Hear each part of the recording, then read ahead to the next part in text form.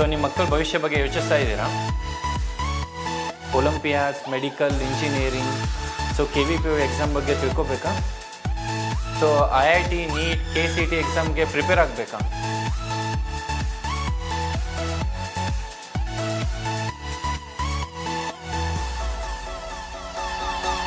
ನಮಸ್ಕಾರ ವೀಕ್ಷಕರೇ, career guidance with career point ಕಾರ್ಯಕ್ರಮಕ್ಕೆ ಸ್ವಾಗತ.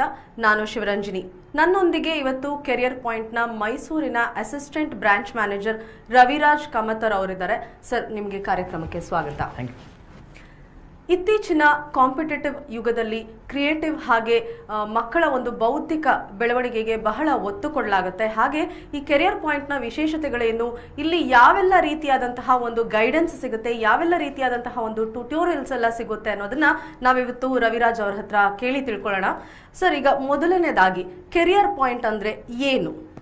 ಕೆರಿಯರ್ ಪಾಯಿಂಟ್ ಅನ್ನೋದು ನಾರ್ಮಲಿ ಒಂದು ಕೋಚಿಂಗ್ ಇನ್ಸ್ಟಿಟ್ಯೂಟು 1993 ಕೋಟಾದಿಂದ ಸ್ಟಾರ್ಟ್ ಆಗಿತ್ತು. ಸೊ ನಾವು ಮಕ್ಕಳಿಗೆ 6th ಸ್ಟ್ಯಾಂಡರ್ಡಿಂದ ಹಿಡ್ಕೊಂಡು ಅಪ್ ಟು 12th ಸ್ಟ್ಯಾಂಡರ್ಡ್ವರೆಗೂ ಅವ್ರದ್ದು ನೀಟು, ಏಮ್ಸು, ಜಿಪ್ಮರ್, ಸೊ JEE ಅಂತ ಎಲ್ಲ ಕಾಂಪಿಟೇಟಿವ್ ಎಕ್ಸಾಮ್ಸ್ಗೆ ಮತ್ತು ಬೋರ್ಡ್ ಎಕ್ಸಾಮ್ಸ್ಗೆ ಮಕ್ಕಳನ್ನ ಪ್ರಿಪೇರ್ ಮಾಡಿಸ್ತಾ ಬರ್ತಾ ಇದ್ದೀವಿ. ಓಕೆ. ಸೊ ಕೆರಿಯರ್ ಪಾಯಿಂಟ್ ಯಾವಾಗ ಶುರುವಾಗಿದ್ದು, ಇದರ ಒಂದು ಬ್ಯಾಕ್ ಗ್ರೌಂಡ್ ಏನು ಸರ್? ಇದು ಶುರುವಾಗಿದ್ದು ಬಂದ್ಬಿಟ್ಟು ರಾಜಸ್ಥಾನ ಕೋಟಾದಲ್ಲಿ. ಕೋಟಾ ನೋಡೋದಾದ್ರೆ we call it coaching capital of India. So ಎಲ್ಲ ಮೊದಲು ಕೋಚಿಂಗ್ ಅಂದ್ರೇನೆ ಕೋಟಾಗ ಹೋಗ್ತಾ ಇದ್ರು. ಸೊ ಅಲ್ಲಿ ನಮ್ದು ಸ್ಟಾರ್ಟ್ ಆಗಿತ್ತು. ಸೊ ನಮ್ ಜರ್ನಿ ಸ್ಟಾರ್ಟ್ ಆಗಿದ್ದು 1993 ಸೊ ಅಲ್ಲಿ ನಾವು ಪ್ರೀ KG ಇಂದ ಹಿಡ್ಕೊಂಡು ಅಂದ್ರೆ LKG, UKG ಇಂದ ಹಿಡ್ಕೊಂಡು ಅಪ್ ಟು PhD ವರೆಗೂ ನಮ್ದು ಡಿಫ್ರೆಂಟ್ ಕೋರ್ಸಸ್ಗಳು ಬರ್ತವೆ. ಸೊ ಗ್ಲೋಬಲ್ ಕಿಡ್ಸ್ ಸ್ಕೂಲ್ ಅಂತ LKG, UKG ಇದೆ. So global career point public school ಇದೆ, ಕರಿಯರ್ ಪಾಯಿಂಟ್ ವರ್ಲ್ಡ್ ಸ್ಕೂಲ್ ಇದೆ. ಸೊ ಹಾಗೆ ನಮ್ದು ಇಲ್ಲಿ ಮೈಸೂರು ಸೆಂಟರ್ ಕೂಡ ಅದೇ ತರ ಇಲ್ಲಿ ಕರಿಯರ್ ಪಾಯಿಂಟ್ ಫ್ರಾಂಚೈಸ್ ರನ್ ಮಾಡ್ತಾ ಇದ್ದೀವಿ. ಓಕೆ.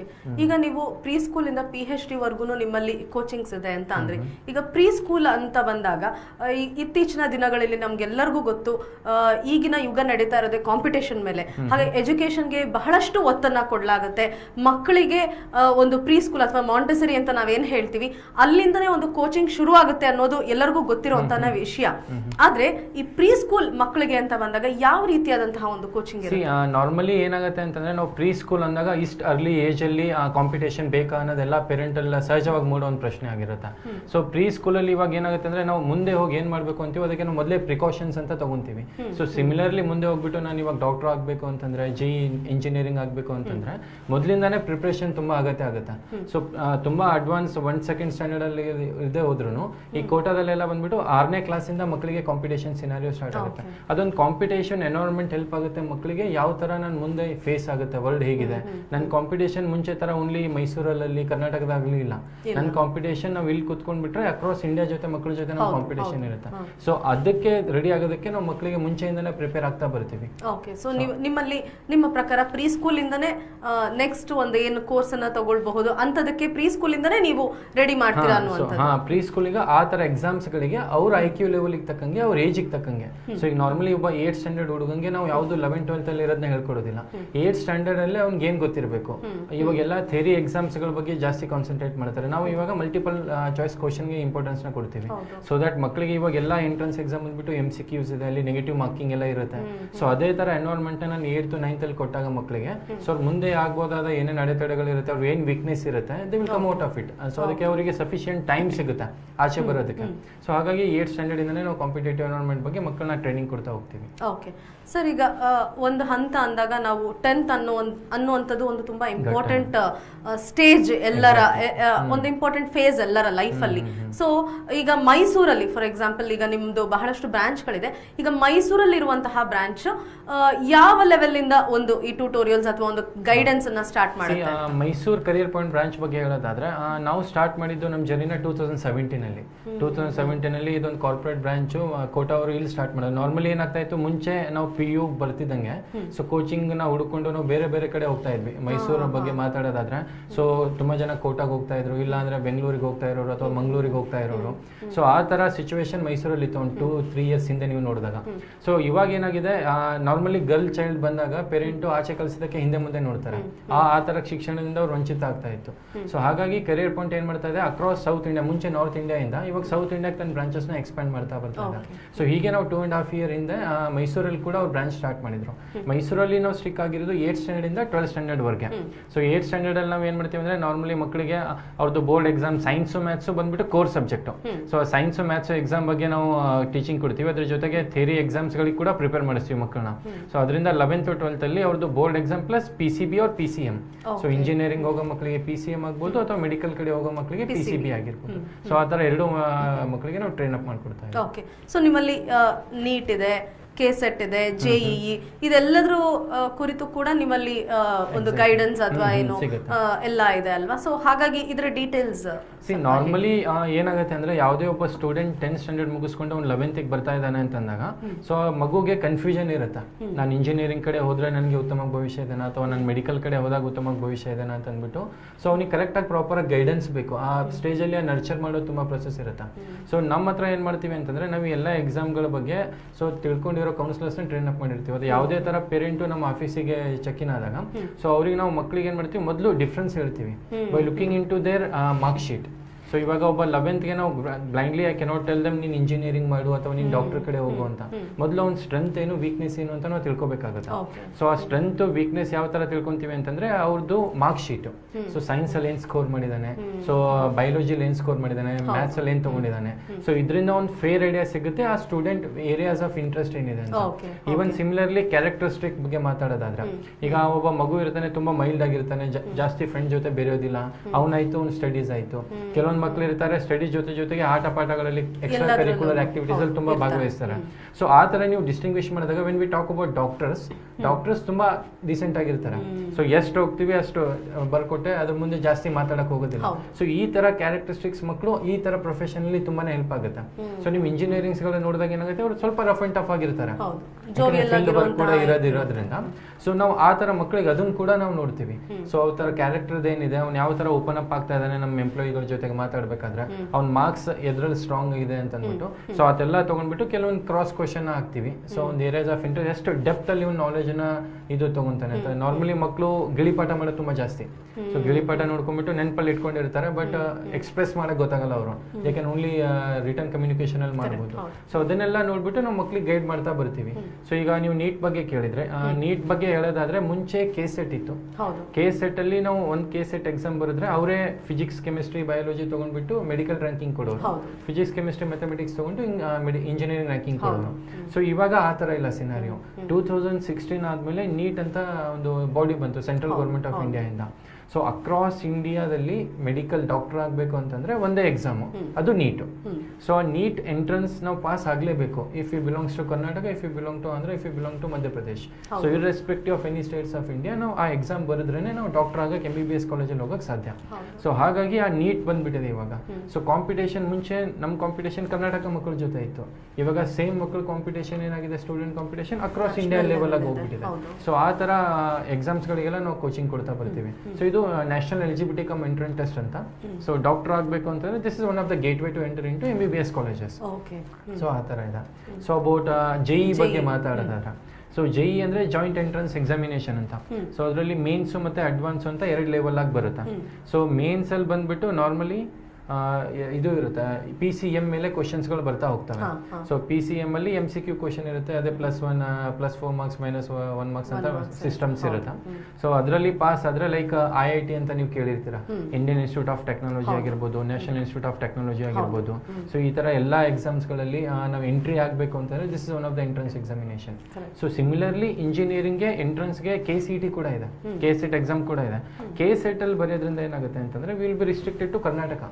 ಸೊ ಕರ್ನಾಟಕದಲ್ಲಿ ಏನಾಗುತ್ತೆ ಅಂತಂದ್ರೆ ಓನ್ಲಿ ನಾನು ಇವಾಗ ರಾಮಯ್ಯ ಕಾಲೇಜ್ ಆಗ್ಬೋದು ಅಥವಾ RB ಕಾಲೇಜ್ ಆಗ್ಬೋದು ಅಥವಾ NI ಕಾಲೇಜ್ ಆಗ್ಬೋದು. ಸೊ NI ಕಾಲೇಜಿಗೆ ಹೋಗ್ಬೇಕು ಅಂತಂದ್ರೆ ನಾವು ಆ ಎಕ್ಸಾಮ್ ಮುಖಾಂತರ ಹೋಗ್ತೀವಿ. ಸೊ ಇಲ್ಲ ನಾನು ನ್ಯಾಷನಲ್ ಇನ್ಸ್ಟಿಟ್ಯೂಟ್ ಅಥವಾ IIT ಅಲ್ಲಿ ಹೋಗ್ಬೇಕು ಅಂತಂದ್ರೆ ನಾವು JEE ಮೇನ್ಸ್ ಮತ್ತೆ ಅಡ್ವಾನ್ಸ್ ಎಕ್ಸಾಮ್ ಬರ್ಬಿಟ್ಟು ಸೊ ಅಲ್ಲಿ ಸೀಟ್ನ ತಗೋಬೇಕಾಗಿ ಬರುತ್ತೆ. ಸೊ ಆ ಥರ ಡಿಫ್ರೆನ್ಸ್ ಇರುತ್ತೆ ನಾರ್ಮಲಿ. ಓಕೆ. ಸೊ ಸರ್, ಈಗ ಮುಂಚೆ ನಾರ್ಮಲಿ ಸ್ಪೀಕಿಂಗ್ ಮುಂಚೆ ಏನಾಗ್ತಿತ್ತು, ನೀವು ಹೇಳಿದಾಗೆ KSET ಒಂದೇ ಇತ್ತು. ಆಗ ಯೂಶಲಿ ಈಗ ಒಬ್ಬೊಬ್ರ ಹತ್ರ ಒಂದೊಂದು ಸಬ್ಜೆಕ್ಟಿಗೆ ಒಂದೊಂದು ಹತ್ರ ಟ್ಯೂಷನ್ಗೆ ಹೋಗುವಂಥದ್ದು ಆಗ್ತಿತ್ತು. ಅಲ್ಲಿ ಅವರು ಮಾರ್ಕ್ಸ್ ಚೆನ್ನಾಗಿ ತಗೊಳ್ತಿದ್ರು, ಎಲ್ಲ ನಡೀತಾ ಇತ್ತು. ಬಟ್ ನಾನು ಕೇಳೋದು, ಈ ನಾರ್ಮಲಿ ಏನು ಟ್ಯೂಷನ್ಸ್ ಎಲ್ಲ ರನ್ ಮಾಡ್ತಾರೆ ಅದಕ್ಕೂ ಮತ್ತು ಕೆರಿಯರ್ ಪಾಯಿಂಟ್ಗೂ ಏನು ಮೇನ್ ಡಿಫ್ರೆನ್ಸ್ ಏನಿದೆ? Why should students or the parents opt Career Point? Normally ಏನಾಗುತ್ತೆ ಅಂತಂದ್ರೆ when we talk about any local tutor per subject wise ನಾನು ಒಬ್ಬೊಬ್ಬ ಟೀಚರ್ ಹತ್ರ ಹೋಗ್ತೀನಿ ಅಂತಂದಾಗ ಸೊ ಇವಾಗೆಲ್ಲ ಫಿಸಿಕ್ಸ್ ಬಗ್ಗೆ ಆಗಲಿ ಎಲ್ಲ local tutors they will focus only on the theory examination. So theory ಎಕ್ಸಾಮ್ಸ್ಗಳ ಮೇಲೆ ಮಾತ್ರ ಫೋಕಸ್ ಮಾಡ್ತಾ ಬರ್ತಾರೆ. ಸೊ ನಮ್ದೇನಿದೆ ಅಂತಂದ್ರೆ ಪ್ಯಾರಲಲ್ ಆಗಿ ರನ್ ಆಗ್ತಾ ಇರುತ್ತೆ. ಮುಂಚೆ ನಾವು ಕಾನ್ಸೆಪ್ಟ್ ಮತ್ತೆ ಫಂಡಮೆಂಟಲ್ಸ್ ಮೇಲೆ ತುಂಬಾನೇ ಇಂಪಾರ್ಟೆನ್ಸ್ ಕೊಡ್ತೀವಿ. ಮೊದಲು ಮಕ್ಕಳಿಗೆ ಕಾನ್ಸೆಪ್ಟ್ ಗೊತ್ತಾಗಬೇಕು. ಆ ಕಾನ್ಸೆಪ್ಟ್ ಗೊತ್ತಾಗ್ತಿದೆ ಅಂತಂದ್ರೆ ಕಾನ್ಸೆಪ್ಟ್ ಮೇಲೆ ಏನ್ MCQs ಕ್ವಶನ್ ಹಿಂದೆ ಎಕ್ಸಾಮ್ಸ್ ಅಲ್ಲೆಲ್ಲ ಬಂದಿತ್ತು. ಲೈಕ್ JEE ಬಗ್ಗೆ ಮಾತಾಡಿದಾಗ 45 ವರ್ಷದಲ್ಲಿ ಏನ್ ಕ್ವಶನ್ಸ್ ಬಂದಿದೆ. ಸೊ ನೀಟ್ ಇವಾಗ ಮುಂಚೆ ಏನ್ ಬರ್ತಾ ಇದೆ, ಮುಂಚೆ APMT ಅಂತ ಎಕ್ಸಾಮ್ ಇತ್ತು. ಸೊ ಎಕ್ಸಾಮ್ ಅಲ್ಲಿ ಏನೇನ್ ಕ್ವಶನ್ಸ್ ಬರ್ತಾ ಇದೆ ಅದನ್ನೆಲ್ಲ ನಾವು ಕ್ವಶನ್ಸ್ ತಗೊಂಡ್ಬಿಟ್ಟು ಮೊದಲು ಕಾನ್ಸೆಪ್ಟ್ ಎಕ್ಸ್ಪ್ಲೇನ್ ಮಾಡ್ತೀವಿ, then we take them to the multiple choice question. ಅದು ಪ್ಯಾರಲಲ್ ಆಗಿ ರನ್ ಆಗ್ತಾ ಇರುತ್ತೆ. ಸೊ ಹಾಗಾಗಿ ಸ್ಟೂಡೆಂಟ್ಗೆ ಅದನ್ನ ಈಸಿಯಾಗಿ ಅಡಾಪ್ಟ್ ಮಾಡ್ಕೋಬಹುದು ಅವನು. ಸೊ ಹಾಗಾಗಿ ನಮ್ಮ ಕೋಚಿಂಗ್ ಇನ್ಸ್ಟಿಟ್ಯೂಟ್ ಅಲ್ಲಿ ಬರೋದ್ರಿಂದ ಏನಾಗುತ್ತೆ, ಮಗುಗೆ ಥಿಯರಿ ಪ್ಲಸ್ MCQs ಎರಡೂ ಆಗ್ಬಿಡುತ್ತೆ. ನಾರ್ಮಲಿ ಮಕ್ಕಳು ಏನ್ ಮಾಡ್ತಾರೆ ಅಂತಂದ್ರೆ ಮೊದಲು ಥಿಯರಿ ಎಕ್ಸಾಮ್ ಪಾಸ್ ಆಗ್ಬಿಡೋಣ, 1 ಮಂತ್ ಗ್ಯಾಪ್ ಇರುತ್ತೆ, ಆ ಗ್ಯಾಪ್ ಅಲ್ಲಿ ಒಂದು ಯಾವ್ದೋ ಕ್ರಾಶ್ ಕೋರ್ಸ್ ತಗೋಬಹುದು ಅಥವಾ ನನ್ನ ಮನೇಲಿ ಓದ್ಕೋಬಹುದು, MCQಗೆ ಕಾನ್ಸಂಟ್ರೇಟ್ ಮಾಡೋಣ ಅಂತ ವಿಚಾರ ಮಾಡ್ತಾರೆ. ಬಟ್ ಇವಾಗಿನ ಕಾಂಪಿಟೇಷನ್ ಸಿನಾರಿಯೋ ತಗೊಂಡ್ರೆ ನೀಟ್ 2019 ಅಲ್ಲಿ 15 ಲಕ್ಷ ಅಪ್ಲಿಕೇಶನ್ ಬಂದಿದೆ. ಸೊ ಅದ್ರಲ್ಲಿ ಆಲ್ಮೋಸ್ಟ್ 14.29 ಲ್ಯಾಕ್ ಸ್ಟೂಡೆಂಟ್ಸ್ ಎಕ್ಸಾಮ್ ಬರ್ದಿದ್ದಾರೆ. ಸೊ ಸೀಟ್ ಇರೋದು ಬಂದ್ಬಿಟ್ಟು 65,000. You look at the ratio. So ಆ ರೇಷಿಯೋಗಳು ನೋಡಿದಾಗ ತುಂಬಾನೇ ಕಾಂಪಿಟೇಷನ್ ಇರುತ್ತೆ. ಸೊ ಹಾಗಾಗಿ ಸೀಟ್ ತಗೋಬೇಕಾದ್ರೆ minimum 2 years of sincere studies necessary. 2 ವರ್ಷ ಮಗು ಡೆಡಿಕೇಟೆಡ್ ಆಗಿ ಓದ್ಲೇಬೇಕಾಗುತ್ತೆ. ಸೊ ನಮ್ದು ಇದ್ರ ಬರೋದ್ರಿಂದ ಈಗ ರಿಸರ್ಚ್ ಸ್ಟಡಿ ಮಟೀರಿಯಲ್ ಆಗಿರ್ಬೋದು. ಸೊ ನಾನು ಏನ್ ಹೇಳಿದೆ ಇವಾಗ IIT NIT ಅಂತ ಅಲ್ಲಿ ಪಾಸ್ ಔಟ್ ಆಗಿರುವಂತ ಫ್ಯಾಕಲ್ಟೀಸ್ಗಳನ್ನ ನಾವು ಹೈರ್ ಮಾಡಿರ್ತೀವಿ. ಸೊ ಅವರು ರೀಸೆಂಟ್ ಆಗಿ ಎಕ್ಸಾಮ್ ಬರೆದು ಪಾಸ್ ಆಗಿರೋದ್ರಿಂದ ಸೊ ಅವ್ರಿಗೆ ಆ ಕಾಂಪಿಟೇಷನ್ ಸಿನಾರಿಯೋ ಗೊತ್ತಿರುತ್ತೆ. ಸೊ ಆ ತರ ಫ್ಯಾಕಲ್ಟಿ ನಮ್ಮ ಮಕ್ಕಳನ್ನ ಟ್ರೈನ್ ಅಪ್ ಮಾಡಿರೋದ್ರಿಂದ ದೇ ಕ್ಯಾನ್ ಈಸಿಲಿ ಅಡಾಪ್ಟ್ ಯಾವ ತರ ಇರುತ್ತೆ ಅಂತ ಅಂದ್ಬಿಟ್ಟು. ಸೊ ಇವಾಗಿನ ಮಕ್ಕಳು ಥಿಯರಿ ಎಲ್ಲ ಚೆನ್ನಾಗಿ ಮಾಡ್ತಾರೆ, ಬಟ್ MCQ ಅವರು ಕಾನ್ಸೆಪ್ಟ್ ನ ಕೋರಿಲೇಟ್ ಮಾಡಕ್ ಆಗಲ್ಲ ಅವ್ರಿಗೆ. ಸೊ ಈ ಕಾನ್ಸೆಪ್ಟ್ಗೆ ನಾನು ಯಾವ ಫಾರ್ಮುಲಾ ಯೂಸ್ ಮಾಡಬೇಕು, ಸೊ ಯಾವ ಥಿಯರಿಲಿ ಯೂಸ್ ಆಗುತ್ತೆ ಅಂತ. ಸೊ ನಮ್ಮ ಹತ್ರ ನಾವು ಅದನ್ನ ಜೊತೆಗೆ ಹೇಳೋದ್ರಿಂದ ಅವರಿಗೆ ಕಷ್ಟ ಆಗಲ್ಲ, ಈಸಿಯಾಗಿ ಅವ್ರು ಅರ್ಥ ಮಾಡ್ಕೊಂಡ್ಬಿಡ್ತಾರೆ. So this is normally difference ಇರುತ್ತೆ. ಸ್ಟಡಿ ಮೆಟೀರಿಯಲ್ ಬಗ್ಗೆ ಮಾತಾಡೋದಾದ್ರೆ ಸೊ ನಾವು CBSE ಸೊ ಒಳ್ಳೆ ಆ ಥರದಿಂದ NCERT ಸಿಲೆಬಸ್ ಇಂದ ತಗೊಂಡ್ಬಿಟ್ಟು ಸ್ಟಡಿ ಮೆಟೀರಿಯಲ್ ನ ರಿಸರ್ಚ್ ಮಾಡಿ ರೆಡಿ ಮಾಡಿರೋ ಮೆಟೀರಿಯಲ್ಸ್ ಇರುತ್ತೆ. ಈಗ ನಮ್ಮ ಕರಿಯರ್ ಪಾಯಿಂಟ್ ಅಕ್ರಾಸ್ 71 ಸೆಂಟರ್ಸ್ ಅಲ್ಲಿ ಹೋದ್ರೆ ನಿಮಗೆ ಸೇಮ್ ಸ್ಟಡಿ ಮೆಟೀರಿಯಲ್ ಸಿಗುತ್ತೆ. ಸೊ ಅಂದ್ರೆ student studying in Mysuru centre, student studying in Rajasthan Kota is of same.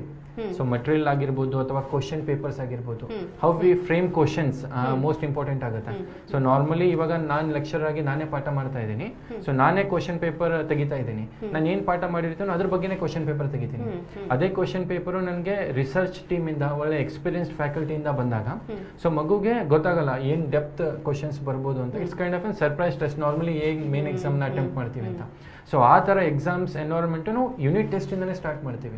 So ಅದು 2 ವರ್ಷ ಅದೇ ತರ ನಡೆಯೋದ್ರಿಂದ ಸೊ ಮಗುಗೆ ಒಂದು ಕಾಂಪಿಟೇಷನ್ ಸಿನಾರಿಯೋ ನೀಟಲ್ಲಿ ಹೇಗೆ ನಡೆಯುತ್ತೆ ಅದೇ ನಾವು monthly 15 days fourth night test ತಗೋಬೇಕಾದ್ರೆ ಅದೇ ಕಾಂಪಿಟೇಷನ್ ಅದೇ ಟಫ್ನೆಸ್ ಲೆವೆಲ್ ಇಟ್ಟಿರ್ತೀವಿ.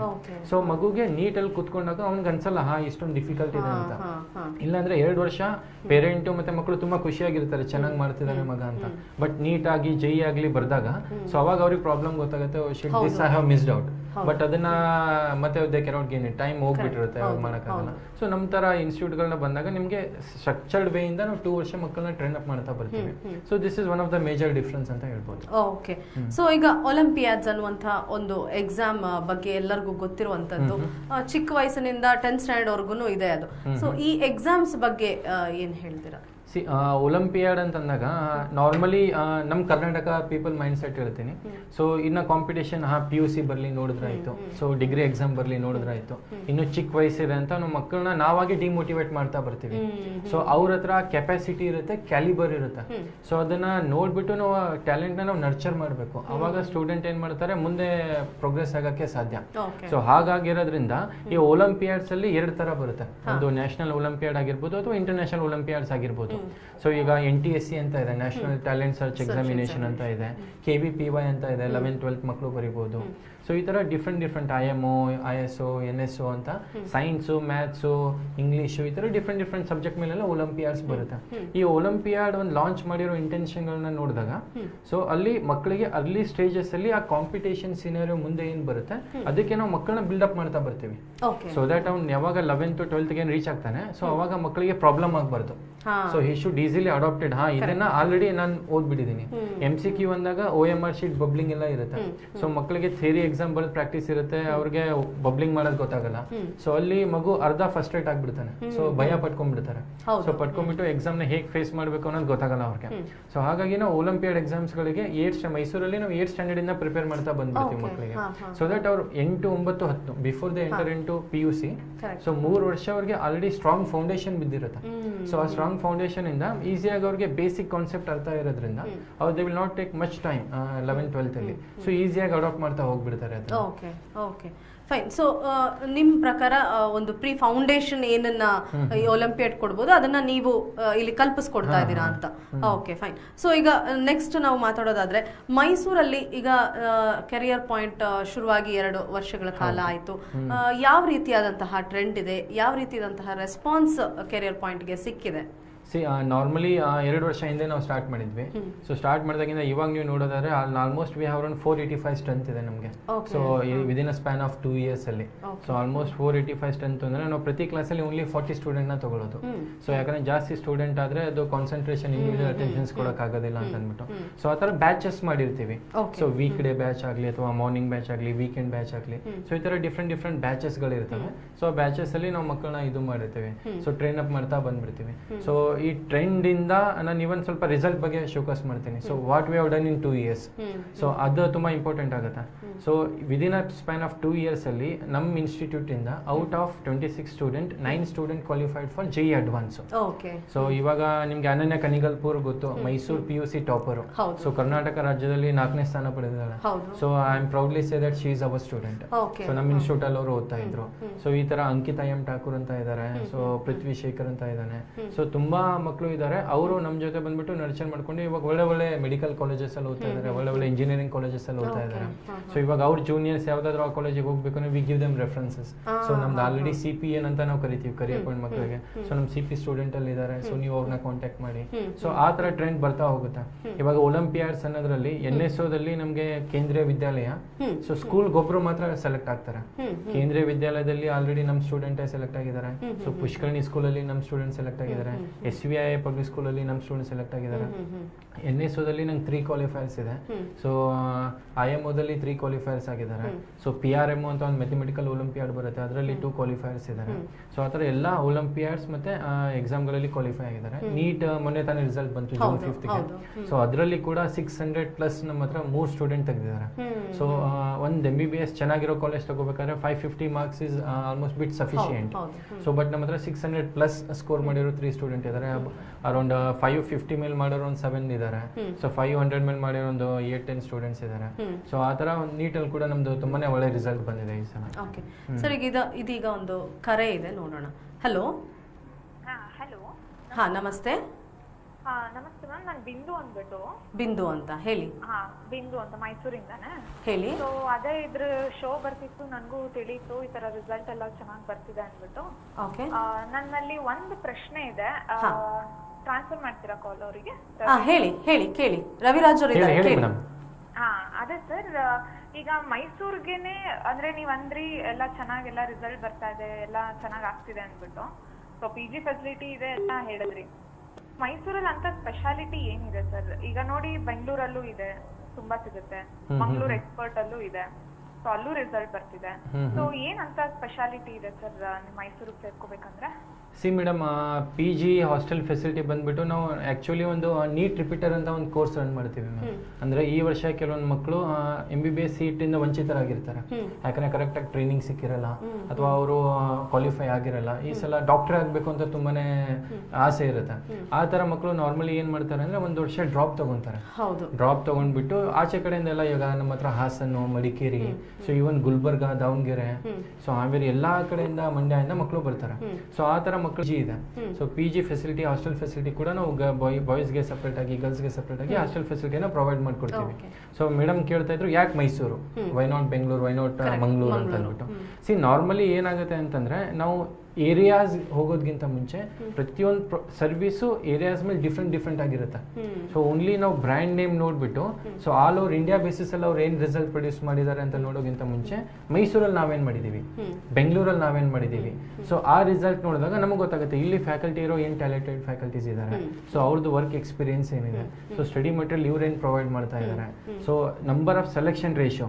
ಇವಾಗ ನಾನು ಹೇಳಿದೆ only I can tell only 600 ಮೇಲೆ ಒಂದಿಬ್ರು ಬಂದಿದ್ದಾರೆ ಅಂತ, but there are an number of student who have secured more than 500 marks.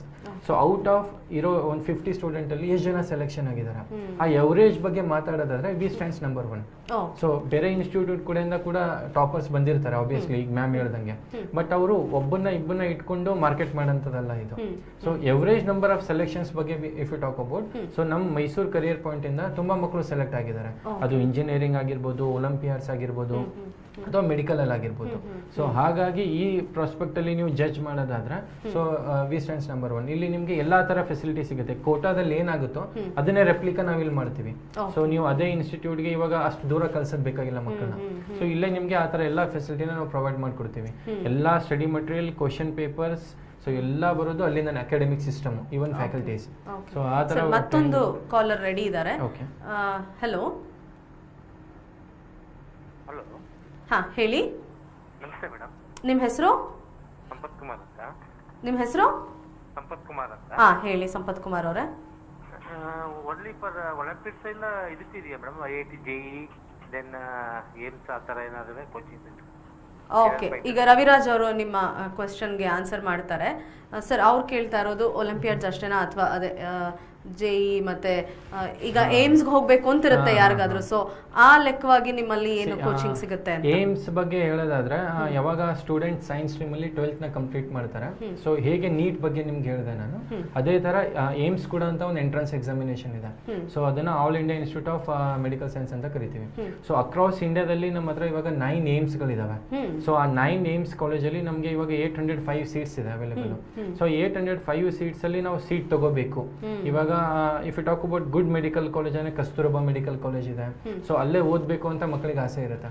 So ಅದೇ ತರ ನಾನು ಏಮ್ಸ್ ಅಲ್ಲೇ ಓದ್ಬೇಕು. ಏಮ್ಸ್ ದೆಹಲಿ ಅಂತಂದ್ರೆ ಎಲ್ರಿಗೂ ಗೊತ್ತು. ಸೊ ಡಾಕ್ಟರ್ಗಳು ಏಮ್ಸ್ ಅಂತಂದ್ರೆ ಒಂದ್ ಸ್ವಲ್ಪ ಇದು ಮೆಜಾರಿಟಿ ಜಾಸ್ತಿ ಇರುತ್ತೆ ಅವ್ರಿಗೆ. ಸೊ ಸ್ಕೋಪ್ ಜಾಸ್ತಿ ಇರುತ್ತೆ. ಸೊ ಅದ್ರಲ್ಲಿ ಹೋಗ್ಬೇಕು ಅಂತಂದ್ರೆ ನಾವು MBBS ಜೊತೆಗೆ ನೀಟ್ ಎಕ್ಸಾಮ್ ಜೊತೆಗೆ ಈವನ್ ಏಮ್ಸ್ ಮತ್ತೆ ಇನ್ನೊಂದು ಬರುತ್ತೆ ಜಿಪ್ಮರ್ ಅಂತ. ಸೊ ಆ ಜಿಪ್ಮರ್ ಎಕ್ಸಾಮ್ಸ್ಗೂ ನಾವು ಮಕ್ಕಳನ್ನ ಟ್ರೈನ್ ಮಾಡ್ತೀವಿ. ಸೊ ಎಲ್ಲಾ ಟಾಪಿಕ್ ಸೇಮ್ ಇರುತ್ತೆ, ಫಿಸಿಕ್ಸ್, ಕೆಮಿಸ್ಟ್ರಿ, ಬಯಾಲಜಿ.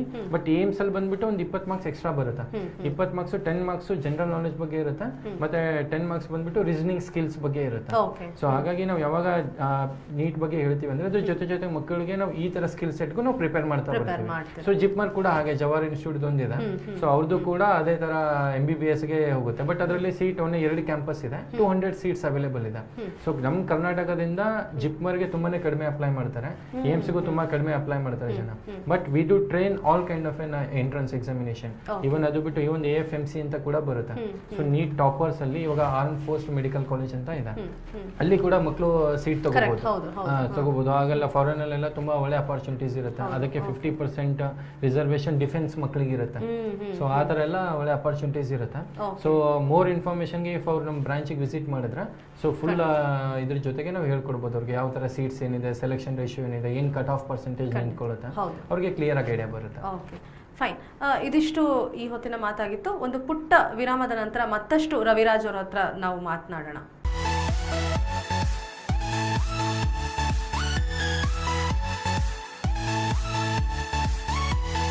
ಸೊ ನಿಮ್ಮ ಮಕ್ಕಳ ಭವಿಷ್ಯ ಬಗ್ಗೆ ಯೋಚಿಸ್ತಾ ಇದ್ದೀರಾ? Olympiads, medical, engineering, so KVPO exam ಬಗ್ಗೆ ತಿಳ್ಕೊಬೇಕಾ? ಸೊ IIT, ನೀಟ್, KCET ಎಕ್ಸಾಮ್ಗೆ ಪ್ರಿಪೇರ್ ಆಗಬೇಕಾ?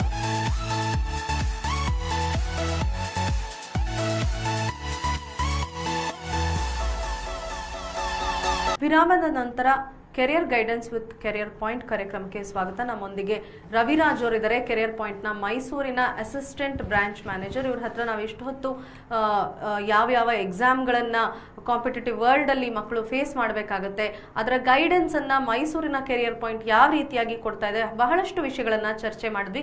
ಸರ್, ಈಗ ಮತ್ತೊಂದು ಪ್ರಶ್ನೆ ಕೇಳೋದಾದರೆ, ಇದೀಗ ನೀಟ್ ಅನ್ನೋದು ಶುರು ಆಯಿತು ಈಗ 2-3 ವರ್ಷಗಳ ಹಿಂದೆ. ಹಾಗೇನೆ ಈಗ ನೆಕ್ಸ್ಟ್ ಮತ್ತೆ JEEಗೆ KCET ಅನ್ನೋದು ಮರ್ಜ್ ಆಗುವಂಥದ್ದು, ಅಂದರೆ ಇಂಜಿನಿಯರಿಂಗಿಗೆ. ಆ ಪ್ರಶ್ನೆಯನ್ನು ಕೇಳ್ತೀನಿ. ಒಂದು ಕಾಲ್ ಇದೆ, ನಾವು ತೆಗೆದುಕೊಳ್ಳೋಣ. ಹಲೋ. ಹೇಳಿ ನಿಮ್ಮ ಹೆಸರು? ಲಾವಣ್ಯ ಅಂತ. ಓಕೆ ಲಾವಣ್ಯ, ಕೇಳಿ ನಿಮ್ಮ ಪ್ರಶ್ನೆಯನ್ನ. ಓಕೆ, ಹಲೋ ಹೇಳಿ ಲಾವಣ್ಯ. ಸರ್, ಈಗ ನೀಟ್ ಎಕ್ಸಾಮ್ಸ್ ಎಲ್ಲ ಯಾವ ರೀತಿ ಬರ್ಬೋದು? ಕ್ವಶನ್ಸ್ ಎಲ್ಲ ನಾವು ಯಾವ ಥರ ಎಕ್ಸ್ಪೆಕ್ಟ್ ಮಾಡ್ಬೋದು? ನೀಟ್ ಎಕ್ಸಾಮ್ ಅಲ್ಲ? ಹಾಂ. ನೀಟ್ ಎಕ್ಸಾಮ್ ಬಗ್ಗೆ ಮಾತಾಡೋದಾದರೆ ಇದು ಫಸ್ಟ್ ಪಿ ಯು ಮತ್ತು ಸೆಕೆಂಡ್ ಪಿ ಯು ಎರಡೂ ಇಯರ್ದು ಕ್ವಶನ್ ಪೇಪರ್ ಬಂದಿರುತ್ತೆ.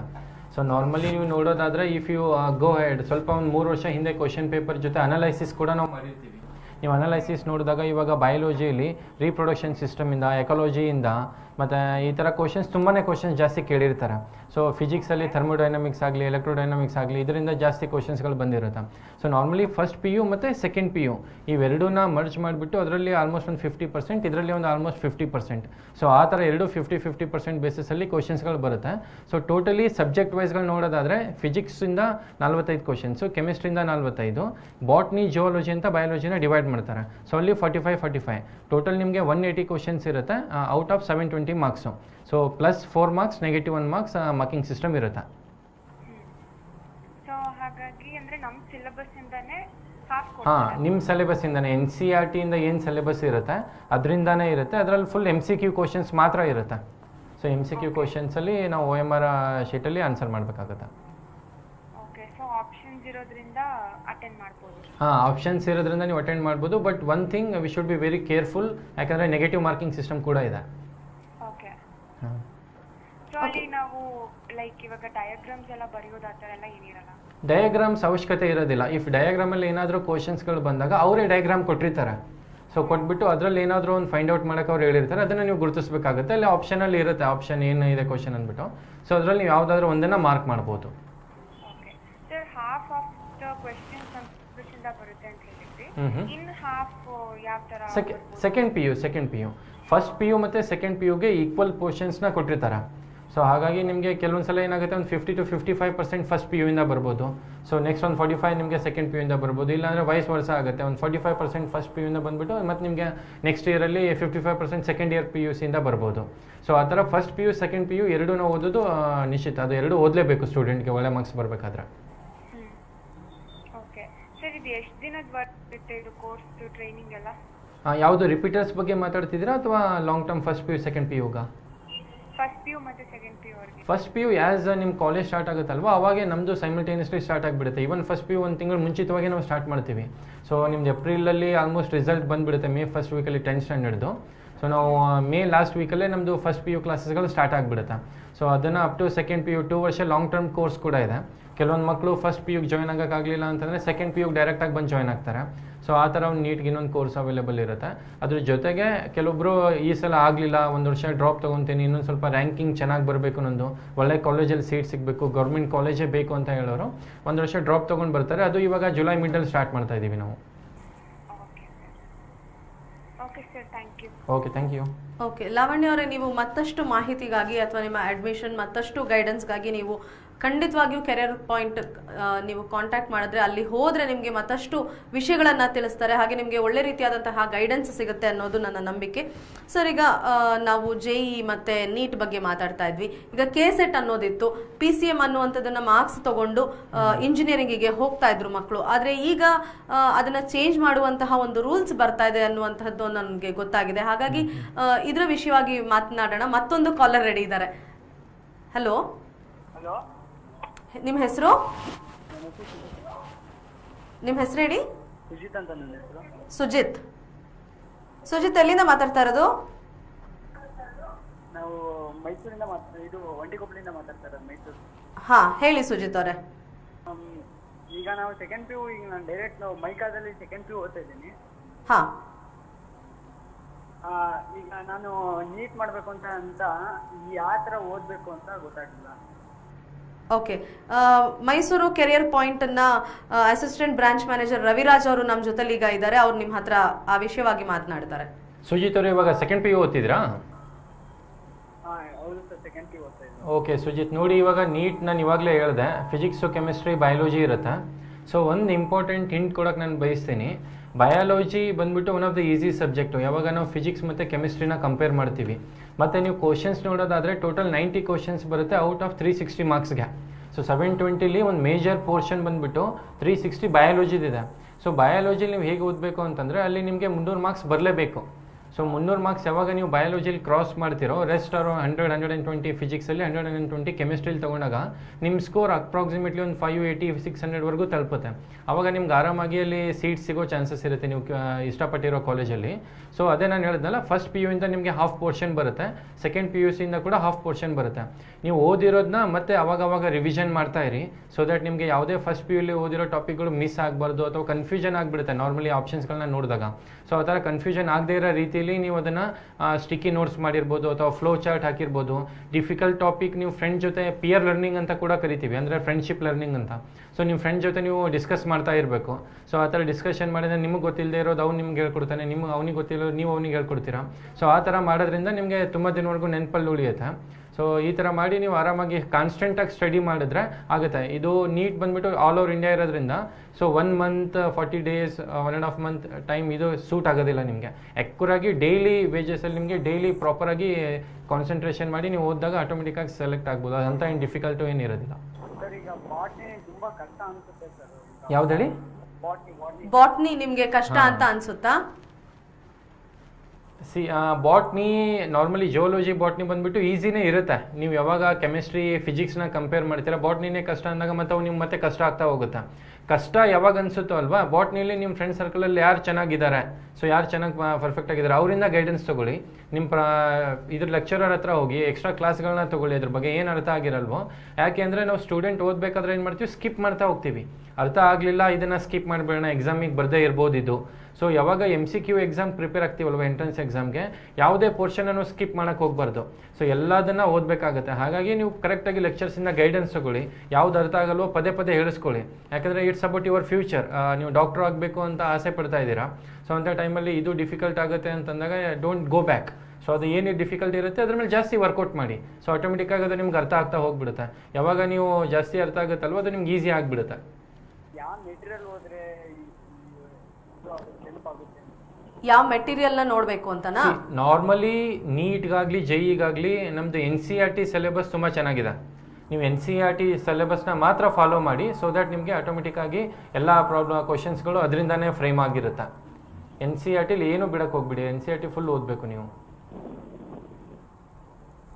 ಸುಜಿತ್ ಅವರೇ, ಸುಜಿತ್ ಅವರೇ, ನಿಮ್ಮ ಪ್ರಶ್ನೆಗೆ ಉತ್ತರ ಸಿಕ್ಕಿದೆ ಅಂತ ಅನ್ಕೋತೀನಿ. ನೀವು VV ಮೊಹಲ್ಲಾದಲ್ಲಿ ಒಂಟಿಕೊಪ್ಪಲಲ್ಲಿ ಇರೋದು ಅಂತ ಹೇಳಿದ್ರಿ. ನಿಮಗೆ ಬಹಳ ಹತ್ರವಾಗುತ್ತೆ ಕೆರಿಯರ್ ಪಾಯಿಂಟ್. ಕಾಳಿದಾಸ ರೋಡಲ್ಲಿ ಮೋರ್ ಗೊತ್ತಿರಬಹುದು ನಿಮಗೆ. ಚಂದ್ರಕಲಾ ಹಾಸ್ಪಿಟಲ್ ಇಂದ ಮುಂದೆ ಹೋದ್ರೆ ಮೋರ್ ಅಂತ ಒಂದು ಸೂಪರ್ ಮಾರ್ಕೆಟ್ ಇದೆ, ಅದ್ರ ಮೇಲ್ಗಡೆನೆ ಕೆರಿಯರ್ ಪಾಯಿಂಟ್ ಇದೆ. ನೀವು ಒಂಟಿಕೊಪ್ಪಲಲ್ಲಿ ಇರೋದ್ರಿಂದ ನಿಮ್ಗೆ ಬಹಳ ಹತ್ರವಾಗುತ್ತೆ. ಇವತ್ತೇ ಅಥವಾ ನಾಳೆನೆ ಹೋಗಿ ನೀವು ಅಲ್ಲಿ ಬಹಳಷ್ಟು ಮಾಹಿತಿಗಳನ್ನ ಪಡ್ಕೋಬಹುದು. ನಿಮ್ಗೆ ಬಾಟನಿ ಕಷ್ಟ ಅಂತ ಹೇಳಿದ್ರಿ.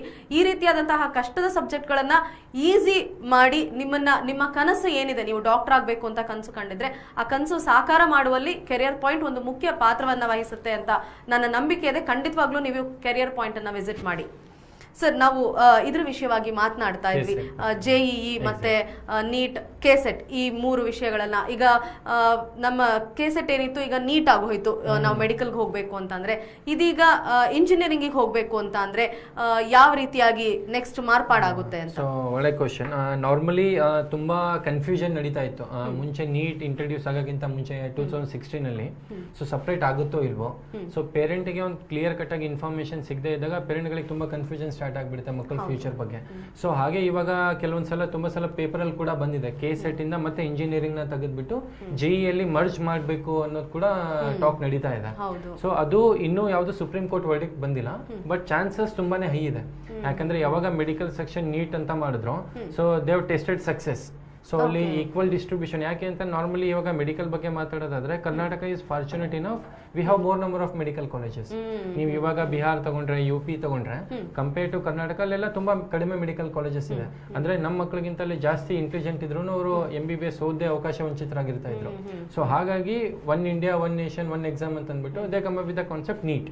ಸೊ ಸಿಮಿಲರ್ಲಿ ಇಂಜಿನಿಯರಿಂಗ್ ಕಾಲೇಜ್ಗಳು ನಮ್ಮ ಕರ್ನಾಟಕದಲ್ಲಿ ತುಂಬಾನೇ ಜಾಸ್ತಿ ಇದೆ. ಹೌದು. ಸೊ ಬೇರೆ ಸ್ಟೇಟಿಂದ ಇಲ್ಲಿ ಬಂದ್ಬಿಟ್ಟು ಪೇಮೆಂಟ್ ಸೀಟ್ ತಗೊಂಡು ಆ ಥರ ಎಕ್ಸಾಮ್ಸ್ಗಳು ತಗೊಳ್ಳೋದು ಅಥವಾ ಹೆವಿ ಅಮೌಂಟ್ ಕೊಟ್ಬಿಟ್ಟು ಅಡ್ಮಿಷನ್ ಎಲ್ಲ ನಡೀತಾ ಇರುತ್ತೆ. ಸೊ ಹಾಗಾಗಿ ಅದನ್ನು ಇಂಜಿನಿಯರಿಂಗ್ ಕೂಡ ಅಕ್ರಾಸ್ ಇಂಡಿಯಾ JEE ಮರ್ಜ್ ಮಾಡಿಬಿಟ್ರೆ ಸೊ ಯಾರು ಇಂಟೆಲಿಜೆಂಟ್ ಇರ್ತಾರೋ ಅವ್ರಿಗೆ ಪ್ರಾಮುಖ್ಯತೆ ಸಿಗುತ್ತೆ. ಸೊ ಎಲ್ಲರ ಮಕ್ಕಳ ಭವಿಷ್ಯ ಬಗ್ಗೆ ವಿಚಾರ ಮಾಡಿಬಿಟ್ಟು ಆ ಥರ ಟಾಕ್ ನಡೀತಾ ಇದೆ. So most probably 2020 supreme court come up with verdict ಅದು ಬರ್ಬೋದು. ಸೊ ಯಾಕಂದ್ರೆ ನೀಟಲ್ಲಿ ಸಕ್ಸಸ್ ಆಗಿರೋದ್ರಿಂದ ಸೊ JEE ಬಂದ್ಬಿಟ್ಟು KCT ತೆಗೆದು ಬಿಡ್ತಾರೆ. ಮೆಡಿಕಲ್ ಇಂಜಿನಿಯರಿಂಗ್ ಮಾತ್ರ ಸಪ್ರೇಟ್ ಆಗಿರುತ್ತೆ. ಸೊ ರೆಸ್ಟ್ ಬೇರೆ ಕೋರ್ಸಸ್ಗಳು ನೀವು ಯಾವ್ದೆಲ್ಲ ನೋಡಿದಾಗ dairy technology, sericulturology, BA MS so ಈ ತರ ಎಲ್ಲ ಕೋರ್ಸ್ಗಳಿಗೆ BSc ಅಗ್ರಿಗೆ KCT ಇರುತ್ತೆ. ಬಟ್ ಇಂಜಿನಿಯರಿಂಗ್ ಮಾತ್ರ JEE ಮರ್ಜ್ ಮಾಡೋ ಚಾನ್ಸಸ್ ತುಂಬಾನೇ ಇದೆ. ಓಕೆ ಸರ್, ಈಗ ಮತ್ತೊಂದು ಮಾತು ಏನಂತಂದ್ರೆ ಈ ನಾರ್ತ್ ಇಂಡಿಯಾದಲ್ಲಿರುವಂತಹವರು ಸ್ವಲ್ಪ ಟಾಪರ್ ಲಿಸ್ಟ್ ಅಲ್ಲಿ ಯಾವಾಗ್ಲೂ ಮೇಲಿರ್ತಾರೆ. ಸೌತ್ ಇಂಡಿಯಾದಲ್ಲಿ ಯಾಕೆ ಆ ರೀತಿಯಾದಂತಹ ಒಂದು ಟ್ರೆಂಡ್ ಇಲ್ಲ? ನಾರ್ಮಲಿ ನೋಡೋದಾದ್ರೆ ನಾನು ಹೇಳಿದ್ನಲ್ಲ 2016ಗೆ ನೀಟ್ ಬಂತು ಅಂತ. ಸೊ NCERT ಮತ್ತೆ ಸಿಲೆಬಸ್ಗಳ ಬಗ್ಗೆ ಮಾತಾಡೋದಾದ್ರೆ ಸ್ವಲ್ಪ ಐಡಿಯಾ ಕೊಡ್ತೀನಿ ಹೇಗಿರುತ್ತೆ ಅಂತ ಅಂದ್ಬಿಟ್ಟು. ಸೊ ಸಿಲೆಬಸ್ ಅಲ್ಲಿ ಡಿಫ್ರೆಂಟ್ ಇದು ಬರುತ್ತೆ. ಇವಾಗ ICSE ಸಿಲೆಬಸ್ ಅಂತ ನಾವು ಕರಿತೀವಿ, CBSE ಸಿಲೆಬಸ್ ಅಂತ ಕರಿತೀವಿ, ಸ್ಟೇಟ್ ಲೆವೆಲ್ ಸಿಲೆಬಸ್ ಅಂತ ಕರಿತೀವಿ, ISC ಸಿಲೆಬಸ್ ಅಂತ ಕರಿತೀವಿ, IGSE ಅಂತ ಕರಿತೀವಿ. ಸೊ ಇವರೆಲ್ಲ ಡಿಫ್ರೆಂಟ್ ಸ್ಟಡಿ ಸ್ಟ್ರಕ್ಚರ್ನ ಅಡಾಪ್ಟ್ ಮಾಡ್ಕೊಂಡಿರ್ತಾರೆ. ಸೊ ಯಾವಾಗ ನಾವು ಸೌತ್ ಇಂಡಿಯಾ ಬಗ್ಗೆ ಮಾತಾಡ್ತೀವೋ ಇವಾಗ ಕರ್ನಾಟಕದಲ್ಲಿರೋ ಸ್ಟೇಟ್ ಸಿಲೆಬಸ್ಸಲ್ಲಿರೋ ಸಿಲೆಬಸ್ಸು ಸೊ ನಿಮ್ಗೆ ಆಂಧ್ರದಲ್ಲಿ ಸಿಗೋದಿಲ್ಲ, ಆಂಧ್ರದಲ್ಲಿರೋದು ತಮಿಳ್ನಾಡಲ್ಲಿ ಸಿಗೋದಿಲ್ಲ. ಸೊ ನಮ್ಮದೇ ಆದ ಸ್ಟೇಟು ನಮ್ಮ ಮಕ್ಕಳಿಗೆ ಅನುಗುಣವಾಗಿ ನಮ್ಮ ಕರ್ನಾಟಕ ಲಿಟ್ರಸಿ ರೇಷಿಯೋ ಅನುಗುಣವಾಗಿ ಸೊ ನಮ್ಮ ಶಿಕ್ಷಣ ತಜ್ಞರು ಏನು ಮಾಡಿರ್ತಾರೆ ಸಿಲೆಬಸ್ನ ಕಟ್ ಡೌನ್ ಮಾಡಿರ್ತಾರೆ ಅಥವಾ ಎಕ್ಸ್ಟ್ರಾ ಎಡಿಷನ್ ಮಾಡಿರ್ತಾರೆ. ನಾವೇನ್ ಮಾಡ್ತೀವಿ ನಾರ್ತ್ ಇಂಡಿಯಾದಲ್ಲಿ ಹೋದಾಗ ದೇ ಫಾಲೋ NCERT ಅನ್ನೋದು ಬಂದ್ಬಿಟ್ಟು ಅದು ಸೆಂಟ್ರಲ್ ಗೌರ್ಮೆಂಟ್ ಇಂಡಿಯಾ ಇದು ಇಷ್ಟೇ ಓದಬೇಕು, ಈ IQ ಲೆವೆಲ್ಲೇ ಮಕ್ಳಿಗೆ ಬರಬೇಕು ಅನ್ನೋದು ಒಂದು ಪ್ರಿಸ್ಕ್ರೈಬ್ಡ್ ಸ್ಟ್ರಕ್ಚರ್ ಮಾಡಿರೋದಿದೆ. ನಾವೇನ್ ಮಾಡ್ತೀವಿ ನಮ್ಮ ಮಕ್ಕಳಿಗೆ ಅದು ಭಾರ ಆಗುತ್ತೆ ಅನ್ನೋ ಅಂತ ಅನ್ಕೊಂಡ್ಬಿಟ್ಟು ಅದನ್ನ ಕಟ್ ಮಾಡಿಬಿಟ್ಟಿರ್ತೀವಿ, ಸಿಲೆಬಸ್ನ ಸ್ವಲ್ಪ ತೆಗೆದ್ಬಿಟ್ಟು ಸ್ವಲ್ಪನೇ ಸಿಲೆಬಸ್ ಕೊಟ್ಟಿರ್ತೀವಿ. ಸೊ ಹಾಗಾಗಿ ಗೌರ್ಮೆಂಟ್ ಎಕ್ಸಾಮ್ ಯಾವಾಗ ಕಂಡಕ್ಟ್ ಮಾಡುತ್ತೆ, ಇವಾಗ AIPMT ಅಂತ ಹೇಳಿದ್ನಲ್ಲ, AIPMT ಇತ್ತು ಮುಂಚೆ, JEE ಇತ್ತು, JEE AIPMT ಅಲ್ಲೆಲ್ಲ NCERT ಸಿಲೆಬಸ್ ಇಂದಾನೆ ಕ್ವಶನ್ಸ್ಗಳು ಬರುತ್ತೆ. ಸೊ ಹಾಗಾಗಿ ಆ ಮಕ್ಕಳು ಅವಾಗಿಂದ NCERT ಓದ್ತಾ ಬರ್ತಾ ಇದ್ದಾರೆ. ಸೊ ನಮ್ಮ ಸೌತ್ ಇಂಡಿಯಾದಲ್ಲಿ ಎಲ್ಲ ಸ್ಟೇಟ್ಗಳು ಡಿಫ್ರೆಂಟ್ ಸಿಲೆಬಸ್ನ ಸ್ಟೇಟ್ ಸಿಲೆಬಸ್ನ ಫಾಲೋ ಮಾಡ್ತಾ ಇದ್ರು. ಸೊ ಹಾಗಾಗಿ ನಮ್ದು ರಿಸಲ್ಟ್ ಅವ್ರಿಗೆ ಕಂಪೇರ್ ಮಾಡಿದ್ರೆ ಮುಂಚೆ ಇವಾಗ ನಾನು ಒಪ್ಕೊಳ್ಳಲ್ಲ ಸ್ಟೇಟ್ಮೆಂಟ್ನ, ಮುಂಚೆ ಏನಾಗ್ತಾ ಇತ್ತು ನಾರ್ತ್ ಇಂಡಿಯಾದಿಂದ ಟಾಪರ್ಸ್ ಬರ್ತಾ ಇದ್ರು. ಬಟ್ ಇವಾಗ ಒಂದು 2 years ನಾವು ನೋಡೋದಾದ್ರೆ ಸೊ ನಮ್ಮ ಸೌತ್ ಇಂಡಿಯಾನು ಎಲ್ಲ ಟಾಪರ್ಸ್ ಬರ್ತಾ ಇದ್ದಾರೆ. ಇವಾಗ ನೀಟಲ್ಲಿ 34 ರ್ಯಾಂಕಿಂಗ್ ನಮ್ದು ಹಾಸನಿಂದಾನೇ ಬಂದಿದೆ. So almost second third ranking ಎಲ್ಲ ಬೆಂಗಳೂರು ಸೆಕ್ಷನ್ ಇಂದಾನೆ ಬಂದಿದೆ. ಸೊ ಇವಾಗ ಆಲ್ರೆಡಿ ಕರ್ನಾಟಕದಿಂದಾನೆ, ಸೌತ್ ಇಂಡಿಯಾ ಬಿಡಿ ಕರ್ನಾಟಕದಿಂದಾನೆ ತುಂಬಾನೇ ರಿಸಲ್ಟ್ ಬರ್ತಾ ಇದೆ. ಟಾಪ್ 100 ಅಲ್ಲಿ ನಮ್ದು 3 ಮಕ್ಕಳು ಇದ್ದಾರೆ ಇವಾಗ ನೀಟ್ ಎಕ್ಸಾಮ್ ಅಲ್ಲಿ. ಸೊ ಇವಾಗ ಗ್ರಾಜುವಲಿ ಇನ್ಕ್ರೀಸ್ ಆಗ್ತದೆ, ಯಾಕಂದ್ರೆ ಇವಾಗ ಎಲ್ಲ ಸಿಲೆಬಸ್ 11th 12th ಮರ್ಜ್ ಆಗ್ಬಿಟ್ಟಿದೆ. ಸೊ ಏನ್ NCERT ಅಂತ ಹೇಳಿದೆ ಮುಂಚೆ ಬೇರೆ ಬೇರೆ ಇತ್ತು, ಇವಾಗ first PU second PU merge ಆಗ್ಬಿಟ್ಟಿದೆ. 8th ಸ್ಟ್ಯಾಂಡರ್ಡ್ ಕೂಡ ಸೈನ್ಸ್ ಮ್ಯಾಥ್ಸ್ ಮರ್ಜ್ ಆಗಿದೆ. ಮುಂದಿನ ವರ್ಷ 9th 10th ಅಂತ ಗೌರ್ಮೆಂಟ್ ಆಲ್ರೆಡಿ ಅದ್ರ ಬಗ್ಗೆ ಸ್ಟೆಪ್ ತಗೊಂಡಿದೆ. ಸೊ ಇವಾಗ ಗ್ರಾಜುವಲಿ ಎಲ್ಲ NCERT ಅಂದ್ರೆ ಅಕ್ರಾಸ್ ಇಂಡಿಯಾ ಸೈನ್ಸ್ ಅಲ್ಲಿ 9th ಸ್ಟ್ಯಾಂಡರ್ಡ್ ಓದೋನು ಅದೇ ಟಾಪಿಕ್ ಓದಿರ್ತಾನೆ, ಫಸ್ಟ್ PUC ಓದೋನು ಅದೇ ಟಾಪಿಕ್ ಓದಿರ್ತಾನೆ. ಆ ತರ ನಡೀತಾ ಇದೆ. ಕಾಲರ್ ರೆಡಿ ಇದ್ದಾರೆ. Hello hello, okay, call disconnect ಆಗಿದೆ. ಹಾಂ ಸರ್, ಈಗ ಮೈಸೂರಿನಲ್ಲಿರುವಂತಹ ಕೆರಿಯರ್ ಪಾಯಿಂಟ್ ಅಲ್ಲಿ ಲರ್ನಿಂಗ್, ಆಕ್ಚುಲಿ ಕೆರಿಯರ್ ಪಾಯಿಂಟ್ ಅಲ್ಲಿ ಲರ್ನಿಂಗ್ ಅನ್ನುವಂತಹ ಒಂದು ಕಾನ್ಸೆಪ್ಟ್ ಇದೆ. ಮನೆಯಲ್ಲೇ ಕುಳಿತು ಅವರು ಓದ್ಕೋಬಹುದು, ಅಲ್ಲಿಂದನೇ ಗೈಡೆನ್ಸ್ ಪಡೆದುಕೊಳ್ಬಹುದು ಅನ್ನುವಂಥದ್ದು. ಮೈಸೂರಿನಲ್ಲಿರುವ ಕೆರಿಯರ್ ಪಾಯಿಂಟ್ ನಲ್ಲಿ ಕೂಡ ಇಂತಹ ಒಂದು ಏನು ವ್ಯವಸ್ಥೆಗಳು ಲಭ್ಯ ಇದೆಯಾ ಅಂತ? ಲರ್ನಿಂಗ್ ಫೆಸಿಲಿಟಿ ಕೂಡ ನಮ್ಮಲ್ಲಿ ಇರುತ್ತೆ. ಸೊ ನಾರ್ಮಲಿ ಏನಾಗುತ್ತೆ ಅಂತಂದ್ರೆ ಇವಾಗ ಕರ್ನಾಟಕದಲ್ಲಿ ನಮ್ದು ಫಸ್ಟ್ ಸೆಂಟರ್ ಇದೆ ಮೈಸೂರಲ್ಲಿ. ಇವಾಗ ನಮ್ಮ ಸೆಂಟರ್ ಇಲ್ಲದೆ ಇರೋರು ಲೈಕ್ ಬೀದರ್, ಗುಲ್ಬರ್ಗ ಆಗಿರ್ಬೋದು ಅಥವಾ ಬೇರೆ ಕಡೆ ಆಗಿರ್ಬೋದು, ಅವ್ರಿಗೆ ಇಲ್ಲಿ ಬಂದ್ಬಿಟ್ಟು ಓದಕ್ಕಾಗಲ್ಲ ಕೆಲವೊಂದು ಒಂದೊಂದು ರೀಸನ್ಸ್ ಅಲ್ಲಿ. ಸೊ ಅಂತ ಮಕ್ಳು ಏನ್ ಮಾಡ್ತಾರೆ DLP ಅಂತ ಡಿಸ್ಟೆನ್ಸ್ ಲರ್ನಿಂಗ್ ಪ್ರೋಗ್ರಾಮ್ ಅಂತ ಕರಿತೀವಿ ಅಥವಾ ಲರ್ನಿಂಗ್ ಅಂತ ಕರಿತೀವಿ. ಸೊ ಆ ತರ ಪ್ರೋಗ್ರಾಮ್ಗಳನ್ನ ಜಾಸ್ತಿ ತಗೊಂತಾರೆ. ಸೊ ಅದ್ರಲ್ಲಿ ಏನಾಗುತ್ತೆ ಅಂತಂದ್ರೆ ಇವಾಗ ನಾವ್ ಏನ್ ಮಕ್ಳಿಗೆ ಓದಿಸ್ತೀವೋ ಸೊ ಅದೇ ತರ ಸ್ಟಡಿ ಮೆಟೀರಿಯಲ್ ನಾವು DLP ಮಕ್ಳಿಗೆ ಏನೋ ರಿಜಿಸ್ಟರ್ ನಮ್ಮ ಜೊತೆ ಮಾಡ್ಕೊಂಡಿರ್ತಾರೋ ಅವ್ರಿಗೆ ಅದೇ ಸ್ಟಡಿ ಮೆಟೀರಿಯಲ್ ನಾವು ಬೈ ಪೋಸ್ಟ್ ಅಥವಾ ಬೈ ಕೊರಿಯರ್ನ ಕಳಿಸ್ಕೊಡ್ತೀವಿ. ಲರ್ನಿಂಗ್ ಅಲ್ಲಿ ಏನಾಗುತ್ತೆ ಅಂತಂದ್ರೆ ನಂಗೆ ನೋಟ್ಸ್ ಜೊತೆಗೆ ವಿಡಿಯೋಸ್ ಕೂಡ ಬೇಕು. ಸೊ ನನಗೆ ಓನ್ಲಿ ನೋಟ್ಸ್ ಓದಿದ್ರೆ ಅರ್ಥ ಆಗಲ್ಲ, ಯಾರಾದ್ರೂ ಒಬ್ರು ಹೇಳ್ಕೊಟ್ಟಂಗಿದ್ರೆ ನಾನು ಗ್ರಾಜುವಲಿ ಅದನ್ನ ನೋಡ್ಬಿಟ್ಟು ಕಳ್ಕೊಂತೀನಿ ಅಂತ ಹೇಳೋ ಮಕ್ಕಳು ಇರ್ತಾರೆ, ಆ ಡಿಮ್ಯಾಂಡ್ ಇರುತ್ತೆ. ಸೊ ಆ ತರ ಮಕ್ಕಳಿಗೆ ನಮ್ದು ಪ್ಲಾನ್ಸಸ್ ಅಂತ ವಿಡಿಯೋಸ್ ಅವೈಲೇಬಲ್ ಇದೆ. ಸೊ ಅಲ್ಲಿ ನಿಮಗೆ ಎಲ್ಲ ಸಬ್ಜೆಕ್ಟ್ಗಳು ಸಿಗುತ್ತೆ, 8th ಸ್ಟ್ಯಾಂಡರ್ಡ್ ಇಂದ ಹಿಡ್ಕೊಂಡು ಅಪ್ ಟು 12th ಸ್ಟ್ಯಾಂಡರ್ಡ್ ವರೆಗೂ ಎಲ್ಲ ಸಬ್ಜೆಕ್ಟ್ ಅಲ್ಲಿ ಅವೈಲೇಬಲ್ ಇದೆ. ಸೊ ಅದನ್ನ ನೀವು ಪೆನ್ ಡ್ರೈವ್ ಅಥವಾ CD ಡೆಸ್ಕ್ ಎಲ್ಲ ಬರುತ್ತೆ. ಸೊ ಅದನ್ನ ತಗೊಂಡ್ಬಿಟ್ಟು ನೀವು ಮನೆಯಲ್ಲೇ ನೋಡ್ಕೋಬಹುದು. ಸೊ ಅದರ ಲರ್ನಿಂಗ್ ಫೆಸಿಲಿಟಿ ಕೂಡ ಅವೈಲೇಬಲ್ ಇರುತ್ತೆ ನಮ್ಮ ಹತ್ರ. ಎಷ್ಟು ಎಫೆಕ್ಟಿವ್ ಆಗಿ ನಡೀತಾ ಇದೆ ಸರ್ ಈ ಲರ್ನಿಂಗ್ ಪ್ರೋಸೆಸ್ ನಿಮ್ಮ ಕೆರಿಯರ್ ಪಾಯಿಂಟ್ ಇಂದ? ನಾರ್ಮಲಿ ನೋಡಿ ಅದ್ರಲ್ಲಿ 2 ತರ ಬರುತ್ತೆ ಲರ್ನಿಂಗ್ ಅಲ್ಲಿ, ಒಂದು ಆಫ್ಲೈನ್ ಒಂದು ಲೈವ್. Okay. ಸೊ ಲೈವ್ ಅಲ್ಲಿ ಏನಾಗುತ್ತೆ ಅಂತಂದ್ರೆ ನಮ್ಮ ಸ್ಟುಡಿಯೋ ರಾಜಸ್ಥಾನ್ ಕೋಟಾಯಿಂದ ಫ್ಯಾಕಲ್ಟಿ ಪಾಠ ಮಾಡ್ತಾ ಇರ್ತಾರೆ. ಸೊ ಸ್ಟೂಡೆಂಟ್ ಲೈವ್ ಅದೇ ಟೈಮಲ್ಲಿ ಬಂದ್ಬಿಟ್ಟು ಅದೇ ಟೈಮಲ್ಲಿ ಅವನು ಲೈವ್ ಓಪನ್ ಮಾಡ್ಕೊಂಡು ಮಾಡ್ಬೋದು. It's a 2-way communication. So if ಏನಾದ್ರು ಡೌಟ್ ಇದ್ರು ಕೂಡ ಇಂಟ್ರಾಕ್ಟ್ ಮಾಡಬಹುದು. ಸೊ ಬಟ್ ಇನ್ನೊಂದು ಇ ಲರ್ನಿಂಗ್ ಅಲ್ಲಿ ಆಫ್ಲೈನ್ ಅಲ್ಲಿ ಏನಾಗುತ್ತೆ ಅಂದ್ರೆ ಮೊದಲೇ ಪ್ರೀ ರಿಕಾರ್ಡೆಡ್ ವಿಡಿಯೋಸ್ ನ ಸ್ಟೋರ್ ಮಾಡಿ ಇಟ್ಟಿರ್ತೀವಿ ಡಿಸ್ಕ್ ಅಲ್ಲಿ. ಸೊ ಡಿಸ್ಕ್ ಅಲ್ಲಿ ಹಾಕೊಂಡ್ಬಿಟ್ಟು ಅವ್ನು ನೋಡ್ಬೇಕಾದ್ರೆ it's a 1-way communication. So ಅಷ್ಟೊಂದು ಇಂಪ್ಯಾಕ್ಟ್ ಮಾಡೋದಿಲ್ಲ ಅದು. ಬೈ ಚಾನ್ಸ್ ಸ್ಟೂಡೆಂಟ್ ಏನಾದ್ರು ಅರ್ಥ ಆಗ್ಲಿಲ್ಲ, if you want ask any doubt, so ಅಲ್ಲಿ ಏನಾಗುತ್ತೆ ಅವ್ರಿಗೆ ಸ್ಟಕ್ ಆಗ್ಬಿಡ್ತಾರೆ ಅವರು. ಸೊ ಆ ತರ ಕಪಲ್ ಆಫ್ ಟೈಮ್ಸ್ ಎಂಟ್ರಿ ಆಗೋದ್ರಿಂದ ಮಗು ಏನ್ ಮಾಡುತ್ತೆ, ಹೋಪ್ ಕಳ್ಕೊಂಡ್ಬಿಡುತ್ತೆ. ಸೊ ಇದು ಚೈನ್ ಸೈಕಲ್ ಇರುತ್ತೆ. ಸೊ ನಂಗೆ ಇದು ಅರ್ಥ ಆಗ್ಲಿಲ್ಲ ಅಂದ್ರೆ ಮುಂದೆ ಇರೋ ಕಂಟೆಂಟ್ ಕೂಡ ಅರ್ಥ ಆಗೋದಿಲ್ಲ. ಸೊ ಹಾಗಾಗಿ ಈ ಲರ್ನಿಂಗ್ ಅಲ್ಲಿ ಅದೊಂದು ಇರುತ್ತೆ. ಬಟ್ ಲೈವ್ ಕ್ಲಾಸ್ಗಳು ತಗೊಂಡಾಗ ಸೇಮ್ ಇಂಪ್ಯಾಕ್ಟ್ ಬರುತ್ತೆ. ಓಕೆ, ಈಗ ಲೈವ್ ಕ್ಲಾಸಸ್ ಅಂತ ಹೇಳಿದ್ರಿ, ಒಂದು ವಾರದಲ್ಲಿ ಎಷ್ಟು ಲೈವ್ ಕ್ಲಾಸಸ್ ಮಕ್ಕಳಿಗೆ ಸಿಗುತ್ತೆ? ಸಿ ಡಿಪೆಂಡ್ ಅಪಾನ್ ಕ್ಲಾಸ್, ಯಾವ ಕ್ಲಾಸಿಗೆ ನಾವು ತಗೊಂತಾ ಇದೀವಿ ಅಂತ ಅಂದ್ಬಿಟ್ಟು ನಾರ್ಮಲಿ 2 to 3 ಲೈವ್ ಕ್ಲಾಸಸ್ ಇರುತ್ತೆ. ಸೊ ಅಲ್ಲಿ ಕೋಟಾಯಿಂದ ಫ್ಯಾಕಲ್ಟಿ ತಗೊಂತಾ ಇರ್ತಾರೆ. ಇವರು ಕ್ಲಾಸ್ ಸ್ಕೂಲ್ ಟೈಮಿಂಗ್ ಮುಗಿದ್ಮೇಲೆ ಆಫ್ಟರ್ 5:30 to 8:30 ವರೆಗೂ ಲೈವ್ ಕ್ಲಾಸಸ್ ನ ಎಂಗೇಜ್ ಮಾಡ್ತಾರೆ. ಸೊ ಡಿಪೆಂಡಿಂಗ್ ಅಪಾನ್ ಸಿಲೆಬಸ್ ಯಾವ ತರ ಇರುತ್ತೆ, 3 to 4 days ವೇರಿ ಆಗ್ತಾ ಇರುತ್ತೆ. ಸೊ ಕ್ಲಾಸ್ ಮೇಲೆ ಮತ್ತೆ ಟೈಮ್ ಮೇಲೆ ವೇರಿ ಆಗ್ತಾ ಇರುತ್ತೆ. ಮುಂಚೆನೆ ನಿಮಗೆ 1 week ಟೈಮ್ ಟೇಬಲ್ ಬಂದ್ಬಿಡುತ್ತೆ, ಈ ಡ್ಯೂರೇಷನ್ ಅಲ್ಲಿ ಈ ಲೈವ್ ಕ್ಲಾಸಸ್ ಇರುತ್ತೆ. ಸೊ ಹಾಗೆ ಟೆಸ್ಟ್ ಸೀರೀಸ್ ಕೂಡ ನಾವು ಲೈವ್ ಕಂಡಕ್ಟ್ ಮಾಡ್ತೀವಿ. ಸೊ ಆನ್ಲೈನ್ ಟೆಸ್ಟ್ ಸೀರೀಸ್ ಇರುತ್ತೆ. ಸೊ ಆನ್ಲೈನ್ ಟೆಸ್ಟ್ ಸೀರೀಸ್ ಅಲ್ಲಿ ಅವರು ಇದು ಮಾಡ್ಕೋಬಹುದು, ಪರ್ಫಾರ್ಮೆನ್ಸ್ ಅನಾಲಿಸಿಸ್ ಎಲ್ಲ ಕೊಡ್ತೀವಿ ಮಕ್ಕಳಿಗೆ. ಓಕೆ, ಈ ಲೈವ್ ಕ್ಲಾಸಸ್ ಬಗ್ಗೆ ಮತ್ತೊಂದು ಪ್ರಶ್ನೆ ಏನಂತ ಅಂದ್ರೆ, ಯಾವ ಏಜ್ ಅಥವಾ ಯಾವ ಕ್ಲಾಸ್ನವರಿಂದ ಈ ಲೈವ್ ಕ್ಲಾಸಸ್ ಸ್ಟಾರ್ಟ್ ಆಗುತ್ತೆ ಅಂತ? ಸಿ ನಾರ್ಮಲಿ 8th ಸ್ಟ್ಯಾಂಡರ್ಡ್ ಇಂದ ಸ್ಟಾರ್ಟ್ ಆಗುತ್ತೆ. ಯಾಕಂದ್ರೆ ಅಟ್ ಲೀಸ್ಟ್ ಮ್ಯಾಚುರಿಟಿ ಬರಬೇಕು ಅದನ್ನ ಅರ್ಥ ಮಾಡ್ಕೊಳ್ಳೋದಕ್ಕೆ. ಸೊ 1-way ಕಮ್ಯುನಿಕೇಶನ್ ಇರೋದ್ರಿಂದ ಸೊ ಅದನ್ನ ಕ್ಲಾಸ್ ಅರ್ಥ ಆಗ್ತಿದೆ ಅಂತ 8th ಸ್ಟ್ಯಾಂಡರ್ಡ್ ಇಂದ ಪ್ರಿಫರ್ ಮಾಡ್ತೀವಿ. ಬಟ್ ತುಂಬಾ ಕ್ರೌಡ್ ಬರೋದು 11th 12th ಗೆ ಬರ್ತಾರೆ. ಸೊ 11th 12th ಗೆ ಅವರು ಸ್ವಲ್ಪ ಮ್ಯಾಚೂರ್ಡ್ ಆಗಿರ್ತಾರೆ, ಹೇಳೋದು ಅರ್ಥ ಮಾಡ್ಕೊಂತಾರೆ, ಆಮೇಲೆ ಮನೇಲಿ ಸ್ವಂತವಾಗಿ ಇದು ಮಾಡ್ತಾರೆ. ಯಾಕಂದ್ರೆ 8-9 ಮಕ್ಕಳಿಗೆ ಸ್ವಲ್ಪ ಹುಡುಗಾಟ ಜಾಸ್ತಿ ಇರುತ್ತೆ. ಸೊ ಪೇರೆಂಟ್ ನೆನ್ಪಿಟ್ಕೊಂಡು ಬಂದ್ಬಿಟ್ಟು ಕ್ಲಾಸ್ ಮುಂದೆ ವಿಡಿಯೋ ಮುಂದೆ ಕೂರಿಸಬೇಕಾಗುತ್ತೆ. ಸೊ ಆಗಿರೋದ್ರಿಂದ ಕಪಲ್ ಆಫ್ ಕ್ಲಾಸ್ ಮಿಸ್ ಆದ್ರೆ ಮತ್ತೆ ಅರ್ಥ ಆಗೋದಿಲ್ಲ ನೆಕ್ಸ್ಟ್ ಕ್ಲಾಸ್. 11th 12th ಮಕ್ಕಳಿಗೆ ಇದು ಕರೆಕ್ಟ್ ಆಗಿರುತ್ತೆ, ಅವರು ಇದನ್ನ ಯೂಸ್ ಮಾಡ್ಕೋಬಹುದು ಚೆನ್ನಾಗಿ. ಓಕೆ ಸರ್, ಈಗ ಮೈಸೂರಿನಲ್ಲಿರುವ ಕೆರಿಯರ್ ಪಾಯಿಂಟ್ ಬಗ್ಗೆ ಹೇಳಿದ್ರಿ, ಇಲ್ಲಿ ಯಾವ ರೀತಿಯಾದಂತಹ ವ್ಯವಸ್ಥೆಗಳಿದೆ ಅನ್ನುವಂಥದ್ರ ಬಗ್ಗೆ? ಅಂದ್ರೆ ಸ್ಟೂಡೆಂಟ್ ಮೈಸೂರಲ್ಲಿ 8th ಇಂದ 12th ಬಗ್ಗೆ ಹೇಳ್ತೀವಿ. ಸೊ ಅಲ್ಲಿ ಮೈಸೂರು ಲೋಕಲ್ಸ್ ಪೀಪಲ್ ಜಾಸ್ತಿ ಬರೋದು. ಸೊ ಅವ್ರಿಗೆ ಯಾವುದೇ ತರ ಅಕೊಮಿಡೇಷನ್ ಆಗಲಿ ಹಾಸ್ಟೆಲ್ ಫೆಸಿಲಿಟಿ ಆಗಲಿ ಬೇಕಾಗಿರೋದಿಲ್ಲ. ಸೊ ಯಾವಾಗ ರಿಪೀಟರ್ಸ್ ನೀಟ್ಗೆ ಒಂದು ಈಗ ಫಾರ್ ಎಕ್ಸಾಂಪಲ್ ಹಳ್ಳಿ ಕಡೆಯಿಂದ ಎಲ್ಲ ಬರ್ತಾರೆ ಅಂತ ಇಟ್ಕೊಳ್ಳಿ, ಆಗ ಸೊ ಆ ತರ ಮಕ್ಕಳಿಗೆ ನಾವು ನಮ್ದೇ ಒಂದು ಹಾಸ್ಟೆಲ್ ಇದೆ, ನಮ್ದು PG ಜೊತೆ ನಾವು ಟೈಪ್ ಮಾಡ್ಕೊಂಡಿದೀವಿ. ಸೊ ಅಲ್ಲಿ ಓನ್ಲಿ ನಮ್ಮ ಕರಿಯರ್ ಪಾಯಿಂಟ್ ಮಕ್ಕಳು ಮಾತ್ರ ಇರಬೇಕು. ಸೊ ಸಪರೇಟ್ ಆಗಿ ಬಾಯ್ಸ್ ಮತ್ತೆ ಗರ್ಲ್ಸ್ ಹಾಸ್ಟೆಲ್ ಫೆಸಿಲಿಟಿ ಕೂಡ ಪ್ರೊವೈಡ್ ಮಾಡ್ಕೊಡ್ತೀವಿ. ಒಂದು ಕರೆ ಇದೆ, ಸ್ವೀಕರಿಸೋಣ. ಹಲೋ, ನಮಸ್ತೆ, ನಿಮ್ಮ ಹೆಸರು? ರಶ್ಮಿ ಅಂದ್ಬಿಟ್ಟು. ನಿಮ್ಮ ಹೆಸರು? ರಶ್ಮಿ. ಓಕೆ, ಹೇಳಿ, ನಿಮ್ಮ ಪ್ರಶ್ನೆ ಕೇಳಿ. ಹಾ ಮ್ಯಾಮ್, ನಮ್ಗೆ ಈ ವರ್ಷ 384 ಬಂದಿದೆ. ಸ್ವಲ್ಪ ಜೋರಾಗಿ ಮಾತಾಡಿ. ಹಲೋ, ಹಾ, ಸ್ವಲ್ಪ ಜೋರಾಗಿ ಮಾತಾಡಿ. ನಂದು ಈ ವರ್ಷ 384 ಬಂದಿದೆ. PU results? ಅಲ್ಲ, ನೀಟ್ ರಿಸಲ್ಟ್. NEET, okay. ಹಾ, ಸೊ ನನಗೆ ಅಂದ್ರೆ ಡೌಟ್ ಇದೆ, ನಾವು OBCಗೆ ಬಿಲಾಂಗ್ ಆಗ್ತೀವಿ, 3A. OBC. ನನಗೆ ಅದೇ ಕನ್ಫರ್ಮ್ ಮಾಡ್ಕೋಬೇಕಾಗಿತ್ತು. ಸಿಗಲ್ಲ ಅಂತ ಕನ್ಫರ್ಮ್ ಆದ್ರೆ ನಾನು ಮೈಸೂರಲ್ಲೇ ಜಾಯಿನ್ ಆಗೋಣ ಅಂತ. ಏನ್ ಮಾರ್ಕ್ಸ್ ತೆಗೆದಿದ್ದೀರಾ ನೀಟಲ್ಲಿ ಈ ವರ್ಷ? 384 ಸರ್. 384? ಹೌದು. OBC ಕ್ಯಾಟಗರಿಗೆ ಬಿಲಾಂಗ್ ಆಗ್ತೀರಾ? ಹೌದು.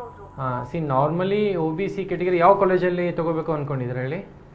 ಅಂದ್ರೆ ನನಗೆ ಮೈಸೂರು ಮೆಡಿಕಲ್ ಕಾಲೇಜ್ಗೆ ಟ್ರೈ ಮಾಡೋಣ ಅಂತಿದ್ದು. ಸಿ ನಾರ್ಮಲಿ ಕಾಲೇಜಸ್ಗಳಲ್ಲಿ 2 ಥರ ಇರುತ್ತೆ, ಒಂದು ಪ್ಯೂರ್ ಗೌರ್ಮೆಂಟ್ ಕಾಲೇಜು, ಒಂದು private college. So pure government ಕಾಲೇಜಲ್ಲಿ ನೀವು ಸೀಟ್ ತಗೋಬೇಕಾದ್ರೆ ನಾರ್ಮಲಿ ನಿಮ್ದು ಅರೌಂಡ್ 480-500 ಮೇಲೆ ಮಾರ್ಕ್ಸ್ ಬಂದಿದ್ರೆ ಚಾನ್ಸಸ್ ತುಂಬಾ ಇರುತ್ತೆ ಸಿಗೋಕ್ಕೆ. ಸೊ ಎರಡನೇದು ಬಂದುಬಿಟ್ಟು ನೀವು ಪ್ರೈವೇಟ್ ಕಾಲೇಜಲ್ಲಿ ತಗೋಬೇಕು ಅಂತಂದ್ರೂ last year cut off somewhat around 385-390 ಬಂದಿತ್ತು. ಸೊ ಹಾಗಾಗಿ ನೀವು ಫುಲ್ ಎಜ್ಜಲ್ಲಿದ್ದೀರಾ. ಸೊ ಎಜ್ಜಲ್ಲಿ ಇರೋದ್ರಿಂದ ನಿಮಗೆ ಈ ವರ್ಷ ಕ್ವಶನ್ ಪೇಪರ್ ಈಸಿ ಇತ್ತು ಎಲ್ಲ ಫೀಡ್ಬ್ಯಾಕ್ಗಳನ್ನ ನೋಡಿದಾಗ. ಸೊ ಕಟ್ ಆಫ್ ಪರ್ಸೆಂಟೇಜ್ ಒಂದು 15ರಿಂದ 20 ಮಾರ್ಕ್ಸು ಜಾಸ್ತಿನೇ ನಿಂತ್ಕೋಬೋದು, ಅರೌಂಡ್ 410-415ವರೆಗೂ ಹೋಗುತ್ತೆ. ಸೊ ಆಲ್ಮೋಸ್ಟ್ ಒಂದು 60% ಚಾನ್ಸ್ ಇದೆ ಅಂತ ಹೇಳ್ಬೋದು. ಒಂದು 60% ಸಿಗ್ಬೋದು ನಿಮಗೆ, ಬಟ್ ಹೇಳೋಕ್ಕಾಗಲ್ಲ. ಹೋದ ವರ್ಷದ ಥರನೇ ನಿಂತ್ಕೊಂಡ್ರೆ you will get a seat. But ಇಲ್ಲ ಅಂತಂದರೆ ಒಂದು ಸ್ವಲ್ಪ ಏನಾದ್ರು ಕಟ್ ಆಫ್ ಜಾಸ್ತಿ ಆಯಿತು ಅಂದರೆ ಗ್ರ್ಯಾಜುವಲಿ ಒಂದು ಸ್ವಲ್ಪ ಮಾರ್ಕ್ಸಿಂದ ನೀವು ಮಿಸ್ ಮಾಡ್ಕೊತೀರಾ. ಬಟ್ ಸರ್, ನಾನು ಕೌನ್ಸಿಲಿಂಗ್ ವೆಯ್ಟ್ ಮಾಡಿದ್ರೆ ಆಮೇಲೆ ಇಲ್ಲಿ ಸೀಟ್ ಸಿಗುತ್ತೋ ಸಿಗಲ್ವೋ? ಇಲ್ಲ ನೋಡಿ, ಏನಾಗುತ್ತೆ ಅಂತಂದರೆ ಇವಾಗ ಇಲ್ಲಿ ಗೌರ್ಮೆಂಟ್ ಒಂದು ಸಣ್ಣ ಮಿಸ್ಟೇಕ್ ಅಂತ ನಾವು ಹೇಳ್ಬೋದು. ಇವಾಗ KCET ಕೌನ್ಸಿಲಿಂಗ್ ಸ್ಟಾರ್ಟ್ ಆಗುತ್ತೆ, ನೀಟ್ದು ಇನ್ನೂ ಕೌನ್ಸಿಲಿಂಗ್ ಸ್ಟಾರ್ಟ್ ಆಗಿರಲ್ಲ. ನೀಟಲ್ಲಿ ಏನಾಗುತ್ತೆ ಅಂತಂದ್ರೆ ಮೊದಲು ಆಲ್ ಓವರ್ ಇಂಡಿಯಾ ಕೌನ್ಸಿಲಿಂಗ್ ಆಗುತ್ತೆ. ಆಲ್ ಓವರ್ ಇಂಡಿಯಾ ಕೌನ್ಸಿಲಿಂಗ್ ಇವಾಗ ಫಸ್ಟ್ ಸ್ಟೇಜ್ ನಡೀತಾ ಇದೆ.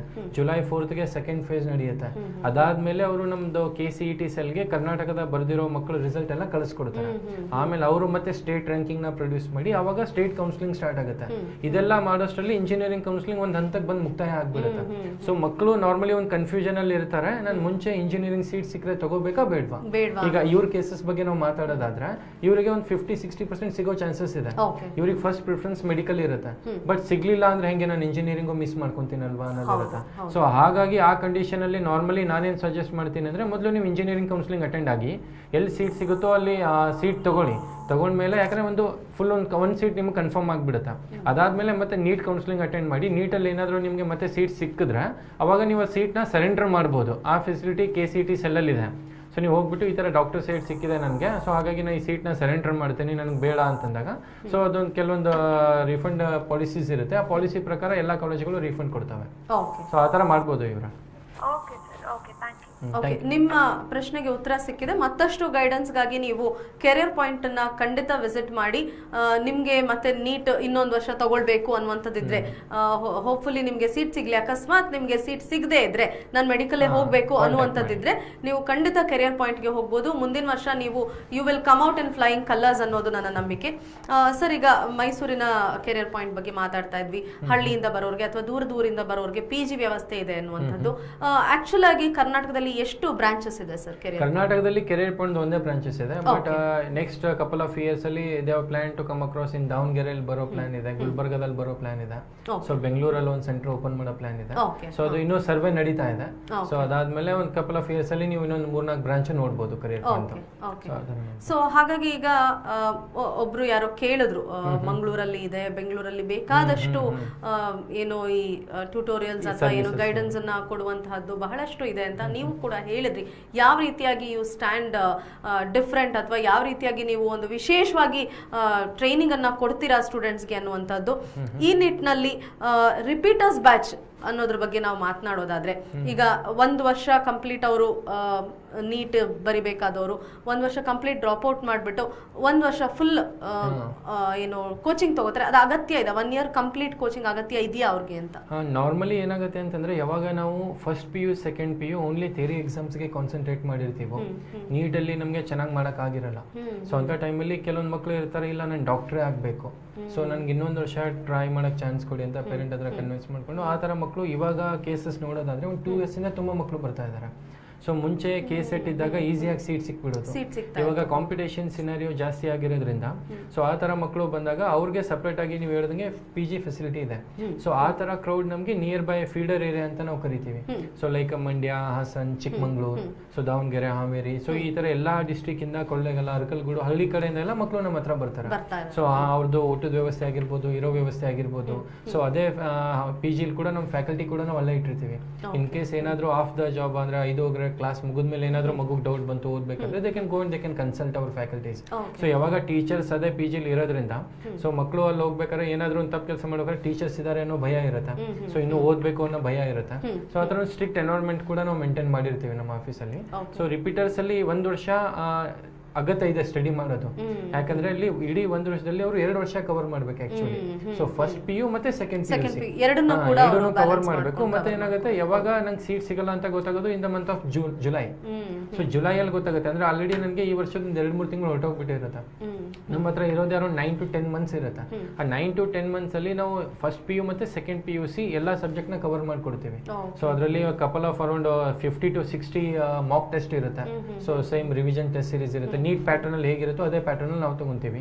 ಸೊ ಅರೌಂಡ್ ಏನಿಲ್ಲ ಅಂದ್ರೆ around 2 to 3 lakhs MCQ question ಮೇಲೆ ನಾವು ವರ್ಕೌಟ್ ಮಾಡಿಸ್ತೀವಿ ಅವ್ರಿಗೆ. ಯಾಕಂದ್ರೆ ಅವ್ರಿಗೆ ಒಂದು ಟೆನ್ಷನ್ ಥಿಯರಿ ಎಕ್ಸಾಮ್ ಇರೋದಿಲ್ಲ. ಸೊ ಓನ್ಲಿ ಆ ಎಂಟ್ರೆನ್ಸ್ ಎಕ್ಸಾಮ್ ಮಾತ್ರ ಇರುತ್ತೆ. ಯಾಕಂದ್ರೆ ಥಿಯರಿ ಎಕ್ಸಾಮ್ ಮುಗಿಸಿರ್ತಾರೆ ಅವರು. ಸೊ ಹಾಗಿರೋದ್ರಿಂದ MCQ ಮೇಲೆ ಅವ್ರು ಜಾಸ್ತಿ ವರ್ಕೌಟ್ ಮಾಡಬೇಕು. ಅದಕ್ಕಾಗಿ ನಮ್ದೊಂದು ಯುನಿಕ್ ಥಿಂಗ್ ಇದೆ, ವಿ ಕಾಲ್ ಇಟ್ DPP ಅಂತ, ಡೈಲಿ ಪ್ರಾಬ್ಲಮ್ ಪ್ರಾಕ್ಟೀಸ್ ಅಂತ ನಾವು ಕರಿತೀವಿ. ಸೊ ನಾರ್ಮಲಿ ನೀವು ನೋಡಿರ್ತೀರಾ, ಸ್ಟೂಡೆಂಟ್ ಯಾವಾಗ ನಾವು ಟೆಸ್ಟ್ ಎಕ್ಸಾಮ್ ಅಂತ ಕರಿತೀವೋ ಅವಾಗ ಮಾತ್ರ ಅವ್ರು ಓದಕ್ಕೆ ಸ್ಟಾರ್ಟ್ ಮಾಡ್ತಾರೆ. ಎಕ್ಸಾಮ್ ಅಲ್ಲಿ ಚೆನ್ನಾಗಿ ಮಾಡಬೇಕು, ಟೆಸ್ಟ್ ಅಲ್ಲಿ ಚೆನ್ನಾಗಿ ಮಾಡಬೇಕು ಅಂತ. ಸೊ ನಾವೇನ್ ಮಾಡ್ತೀವಿ ಅಂತಂದ್ರೆ, ಯಾವಾಗ ಒಂದು ಕ್ಲಾಸ್ ಮುಗಿಯುತ್ತೋ ಆ ಕ್ಲಾಸ್ ಮುಗಿದ್ಮೇಲೆ ಅವ್ರಿಗೆ 1-2 ಶೀಟ್ ಕೊಡ್ತೀವಿ. ಆ ಕ್ಲಾಸ್ ಅಲ್ಲಿ ಮುಗ್ದಿರೋ ಟಾಪಿಕ್ ಮೇಲೆ ಎಲ್ಲ ನಾವು MCQ ಕನ್ವರ್ಟ್ ಮಾಡಿರ್ತೀವಿ. We don't call this as an test ಅಂತ. ಈಗ ಬರ್ತಿದ್ದಂಗೆ ಶೀಟ್ ಕೊಟ್ಬಿಡೋದು ಸ್ಟೂಡೆಂಟ್ಗೆ, ನೀವು ಇದನ್ನ ಸಾಲ್ವ್ ಮಾಡಿ ಅಂತ. ಸೊ ಸ್ಟೂಡೆಂಟ್ ಅದನ್ನ ಸಾಲ್ವ್ ಮಾಡ್ಬೇಕಾದ್ರೆ ಏನ್ ಮಾಡ್ತಾನೆ, ಅವ್ನು ಲಾಸ್ಟ್ ಕ್ಲಾಸ್ ಅಲ್ಲಿ ಏನಾಗಿತ್ತು ಅಂತ ಅದನ್ನ ರೀಕಾಲ್ ಮಾಡ್ಕೊಂತಾನೆ. So it's a kind of an revision. ಅಂದ್ರೆ ಅವ್ನು ಎಷ್ಟು ಟೆಂಟೇಟಿವ್ ಆಗಿದ್ದ, ಅಟೆಂಟಿವ್ ಆಗಿದ್ದ ಕ್ಲಾಸ್ ಅಲ್ಲಿ, ಅವನಿಗೆ ಅದು ಟಾಪಿಕ್ ಅರ್ಥ ಆಗಿದನೋ ಇಲ್ವೋ ಅಂತ ನಂಗೆ ಅವಾಗಲೇ ಗೊತ್ತಾಗ್ಬಿಡುತ್ತೆ. Correct. ಸೊ ಅದನ್ನ ನಾವು ಶೀಟ್ ಕೊಟ್ಟಾಗ ಅದು ನಮ್ಮ ಡೈಲಿ ರೂಟೀನ್ ಆಗ್ತಾ ಇರುತ್ತೆ. ಸೊ ಎವ್ರಿ ಡೇ ಕ್ಲಾಸಿಗೆ ಬರ್ತಿದ್ದಂಗೆ ಒಂದು 10 to 15 ಮಿನಿಟ್ ಪರ್ ಸಬ್ಜೆಕ್ಟ್ ಅಲ್ಲಿ ನಾವು DPP ಕೊಟ್ಬಿಡ್ತೀವಿ. ಸೊ ಡೈಲಿ ಪ್ರಾಬ್ಲಮ್ ನೀವು ಅದನ್ನ ಮೊದಲು ಲಾಸ್ಟ್ ಕ್ಲಾಸಲ್ಲಿ ಏನಾಗಿತ್ತು ಅದನ್ನ ರಿವೈಸ್ ಮಾಡಿ ಅಂತ ಕೋರಿಲೇಟ್ ಮಾಡಕ್ ಈಸಿ ಆಗುತ್ತೆ. ಸೊ ಆ ತರ MCQ ನಿಮ್ಗೆ ಅರೌಂಡ್ 3 to 4 lakh MCQs ನಾವು ಮಿನಿಮಮ್ ಸಾಲ್ವ್ ಮಾಡೇ ಮಾಡಿಸ್ತೀವಿ. ಸೊ ಅದೇ ಕ್ವಶನ್ಸ್ ನಮ್ಮ ಹತ್ರ ಜಾಸ್ತಿ ಆಗುತ್ತೆ. ಸೊ ಇವಾಗ ನೀವು ನಮ್ದು ಬ್ರೌಚರ್ ಅಲ್ಲಿ ಕೂಡ ನೋಡಿರ್ಬೋದು, ಅರೌಂಡ್ 89% ಆಫ್ ದ ಕ್ವಶನ್ಸ್ ನೀಟಲ್ಲಿ ಏನ್ ಬಂದಿತ್ತು ಎಲ್ಲ ನಮ್ಮ ಕ್ವಶನ್ ಪೇಪರ್ ಸ್ಟಡಿ ಮೆಟೀರಿಯಲ್ಸ್ ಇಂದಾನೇ ಕ್ವಶನ್ ರೈಸ್ ಆಗಿತ್ತು. ಸೊ ಆ ತರ ಕೂಡ ನಮ್ದು ಯುನಿಕ್ ಒಂದು ರಿಸರ್ಚ್ ಬೇಸ್ಡ್ ಸ್ಟಡಿ ಮೆಟೀರಿಯಲ್ ಕೂಡ ಪ್ರೊವೈಡ್ ಮಾಡಿರ್ತೀವಿ. ನಮ್ಮ ಸ್ಟಡಿ ಮೆಟೀರಿಯಲ್ ಓದ್ಬೇಕಾದ್ರೆ ಈವನ್ ಅವ್ರಿಗೆ ಬೇರೆ ಬೇರೆ ಟೆಕ್ಸ್ಟ್ ಬುಕ್ಸ್ ಅವಶ್ಯಕತೆ ಕೂಡ ಇರೋದಿಲ್ಲ. ಸೊ ಆ ತರ ಒಂದು ಯುನಿಕ್ ಸ್ಟಡಿ ಮೆಟೀರಿಯಲ್ ಕೂಡ ನಾವು ರೆಡಿ ಮಾಡಿರ್ತೀವಿ. ಸ್ಟೂಡೆಂಟ್ 1 year ಪ್ರಾಪರ್ ಆಗಿ ಓದೋದ್ರಿಂದ ಒಂದು ಟೈಮ್ ಟೇಬಲ್ ಮಾಡ್ಕೊಂಡು ಈಸಿಯಾಗಿ ಸೀಟ್ ತಗೋಬಹುದು. ಲಾಸ್ಟ್ ಇಯರ್ ಒಬ್ಬ ಸ್ಟೂಡೆಂಟ್ ಇದ್ದ, ಅವ್ನಿಗೆ ಅರೌಂಡ್ 220 to 22 ಬಂದಿತ್ತು. But this year that fellow got 564. So 564 around 300 marks 320 marks number ಅಲ್ಲಿ ಇನ್ಕ್ರೀಸ್ ಆಗಿದೆ. ಸೊ ಆರಾಮಾಗಿ ಅವ್ನಿಗೆ ಗೌರ್ಮೆಂಟ್ ಸೀಟೇ ಸಿಗುತ್ತೆ. ಸೊ ಆ ತರ ಕರೆಕ್ಟ್ ಆಗಿ ಓದೋದ್ರಿಂದ, ಸೊ ಕರೆಕ್ಟ್ ಆಗಿ ಟೈಮ್ ಯೂಸ್ ಮಾಡ್ಕೊಳ್ಳೋದ್ರಿಂದ ಆರಾಮಾಗಿ ಅರೌಂಡ್ 200 ಇಂದ 300 ಮಾರ್ಕ್ಸ್ ನೀವು ಆರಾಮಾಗಿ ಜಾಸ್ತಿ ತೆಗಿಬಹುದು. ಸೊ ಹಾಗಾಗಿ ಏನಾಗುತ್ತೆ, ಈಗ ನೀಟ್ ಈ ವರ್ಷ ನಮಗೆ ಜಾಸ್ತಿ ಮಾರ್ಕ್ಸ್ ಸಿಗದೇ ಇದ್ರು ಕೂಡ ಮುಂದಿನ ವರ್ಷ ನಾವು 1 year ಹೋದ್ರೂ ಪರವಾಗಿಲ್ಲ, ನಾವು ನೆಕ್ಸ್ಟ್ ವರ್ಷ ನೀಟನ್ನ ನಾವು ಏನು ಜಾಸ್ತಿ ಮಾರ್ಕ್ಸ್ ತಗೊಂಡು will come out in good numbers ಅನ್ನೋಂಥವ್ರಿಗೆ ಇದು ಉಪಯುಕ್ತವಾದಂತಹ ಒಂದು ಕೋರ್ಸ್ ಅನ್ನೋದು ನಿಮ್ಮ ಅಭಿಪ್ರಾಯ. ಇಲ್ಲಿಗೆ career guidance with career point ಕಾರ್ಯಕ್ರಮ ಮುಕ್ತಾಯವಾಗುತ್ತೆ. ಸರ್, ನಿಮಗೆ ಧನ್ಯವಾದ. ಇಷ್ಟು ಹೊತ್ತು ನೀವು ಬಹಳಷ್ಟು ವಿಷಯಗಳನ್ನ ತಿಳಿಸ್ಕೊಟ್ಟಿದ್ದೀರಾ ವೀಕ್ಷಕರಿಗೆ. ಕೆರಿಯರ್ ಪಾಯಿಂಟ್ ಯಾವ ರೀತಿಯಾಗಿ ಗೈಡ್ ಮಾಡುತ್ತೆ, ಯಾವ ಲೆವೆಲ್ನಿಂದ ಗೈಡ್ ಮಾಡುತ್ತೆ, ಮತ್ತೆ ನಿಮ್ಮಲ್ಲಿ 8th ಸ್ಟ್ಯಾಂಡರ್ಡ್ ಇಂದನೇ ನಿಮ್ಮಲ್ಲಿ ಒಂದು ಈ ಗೈಡೆನ್ಸ್ ಇರೋದ್ರಿಂದ ಬಹಳಷ್ಟು ಮಕ್ಕಳಿಗೆ ಇದು ಉಪಯುಕ್ತವಾಗುತ್ತೆ. JEE ಅಥವಾ KSET ಇರ್ಬೋದು, ನೀಟ್ಗೆ ಹೋಗೋರ್ಗಿರ್ಬೋದು, ತುಂಬ ವಿಶೇಷವಾಗಿ ಯೂಸ್ಫುಲ್ ಅನ್ನುವಂತಹ ಕೋರ್ಸ್ಗಳನ್ನು ನೀವು ಡಿಸೈನ್ ಮಾಡಿದ್ದೀರಾ. ಅಂತಹದ್ದೇ ಸಿಲೆಬಸ್ ಅನ್ನ ನೀವು ನಿಮ್ಮ ಮಾಕ್ ಟೆಸ್ಟ್ಸ್ ಇರ್ಬೋದು ಅಥವಾ ಬೇರೆ ಬೇರೆ ನಿಮ್ಮ ಸ್ಟಡಿ ಮೆಟೀರಿಯಲ್ಸ್ ಮೂಲಕ ನೀವು ಸ್ಟೂಡೆಂಟ್ಸ್ ಅನ್ನ ತಲುಪ್ತಾ ಇದ್ದೀರಾ ಅನ್ನುವಂಥದ್ದು ಬಹಳ ಸಂತೋಷದ ಸಂಗತಿ. ಮತ್ತೊಂದು ವಿಶೇಷ ಕಾರ್ಯಕ್ರಮದೊಂದಿಗೆ ಮತ್ತೆ ಭೇಟಿ ಆಗ್ತೀನಿ. ಅಲ್ಲಿವರೆಗೂ ನೋಡ್ತಾ ಇರಿ ಸಿರಿ ಟಿವಿ.